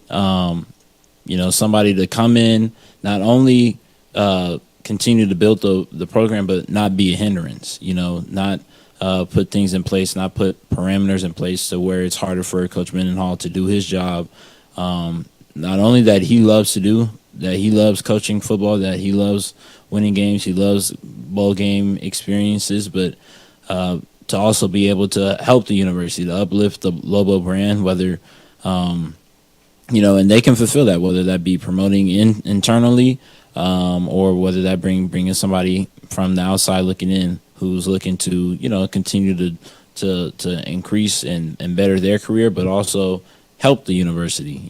I think the UNM has continually always been the better program in the state of New Mexico, and what we've seen from the school down south, year in, year out in recent memory, has just not been up to par for them and how we want, the state of New Mexico to be represented on a national stage. So yeah, appreciate, everything that Eddie's done for the university, everything that he's done for me, everything that he's done for our student athletes. And I continue to look forward to what's going to, continue to be better, to continue to see the Lobo Shield on Fox Sports, CBS Sports, in academic contests, winning Olympic gold medals, all that stuff. I have no doubt that whatever comes next, whoever is promoted or whoever is brought into that role, in that position, will continue to take the job that Eddie left off. Well, I think the Rio Grande rivalry is going to be amazing this year. It did get started yesterday, and it was advantage New Mexico State. 3-1 win for women's soccer. It was the Lobo season opener on the road in Las Cruces. They gave up 3 goals in the first 15 minutes, scored 1, but couldn't fight back. So already, the Aggie fans is listening to you this morning, saying, hold up, man. It's 1 check mark to New Mexico State. But the scoreboard will determine it all at the end of the season. I look forward to it. The rivalry on the football field, Tony Sanchez taking over for Jerry Kill down in New Mexico State. And that's the thing when you look at the Lobo schedule too. Yes, it's a difficult start, but there's so much opportunity because there's so much change across the board. Look at the head coaches in the Mountain West Conference. New coach in Wyoming. What's effects that going to have with Craig Bull being gone? Blake Anderson being let go right before the season started. Jeff Tedford out. Now, Boise State, there's continuity. Spencer Danielson is there, but new head coach in San Diego with the Aztecs. So opportunity. He is Cy Riley. He'll be back with us tomorrow. Always great, man. Appreciate you. No, I appreciate you so much. And you too, Bob. Thank you so much. Yes, Bobcat holding it down. Thank you. This is the Pro's Pro over there. Adrian, appreciate you on ProView Networks this morning. We got the Jim Rome Show coming up next. Colin Cowherd at 1. 2 men on. Takes over at 4 o'clock. We're back tomorrow at 7 a.m. Everybody, Meta World Peace and Love. Have a great day.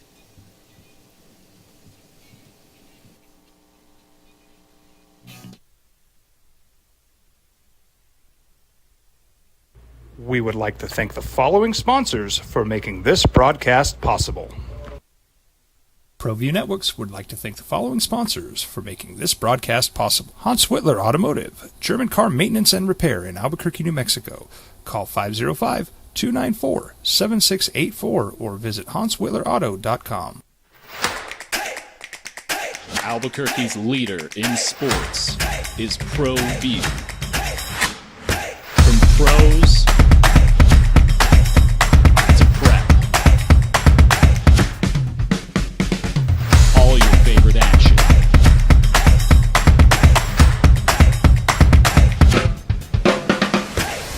All your favorite talk shows.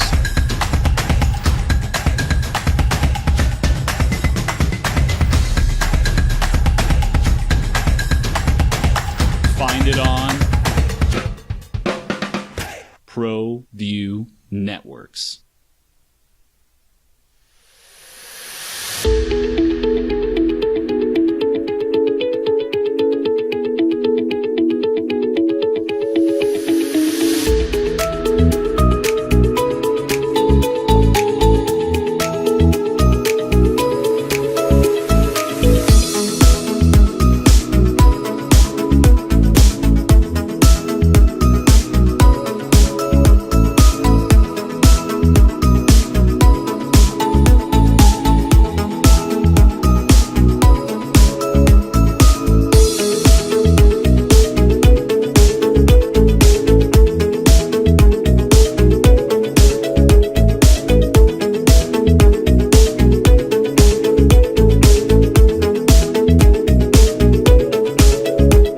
Hi, I'm Steve Stucker here for Dr. Robert Melendez and the Juliet Eye Institute.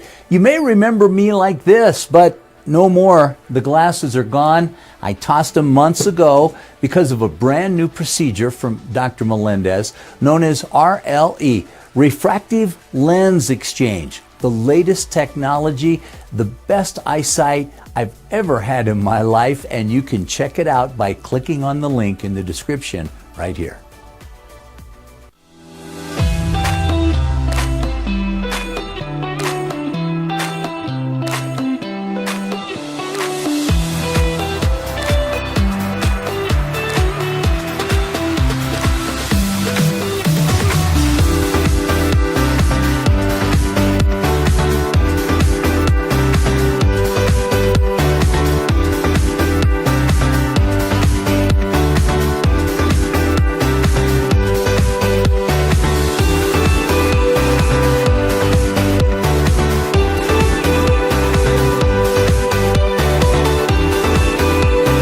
If you're drunk, blasted, intoxicated, ripped, plastered, destroyed, bruh. If you're like this, you should.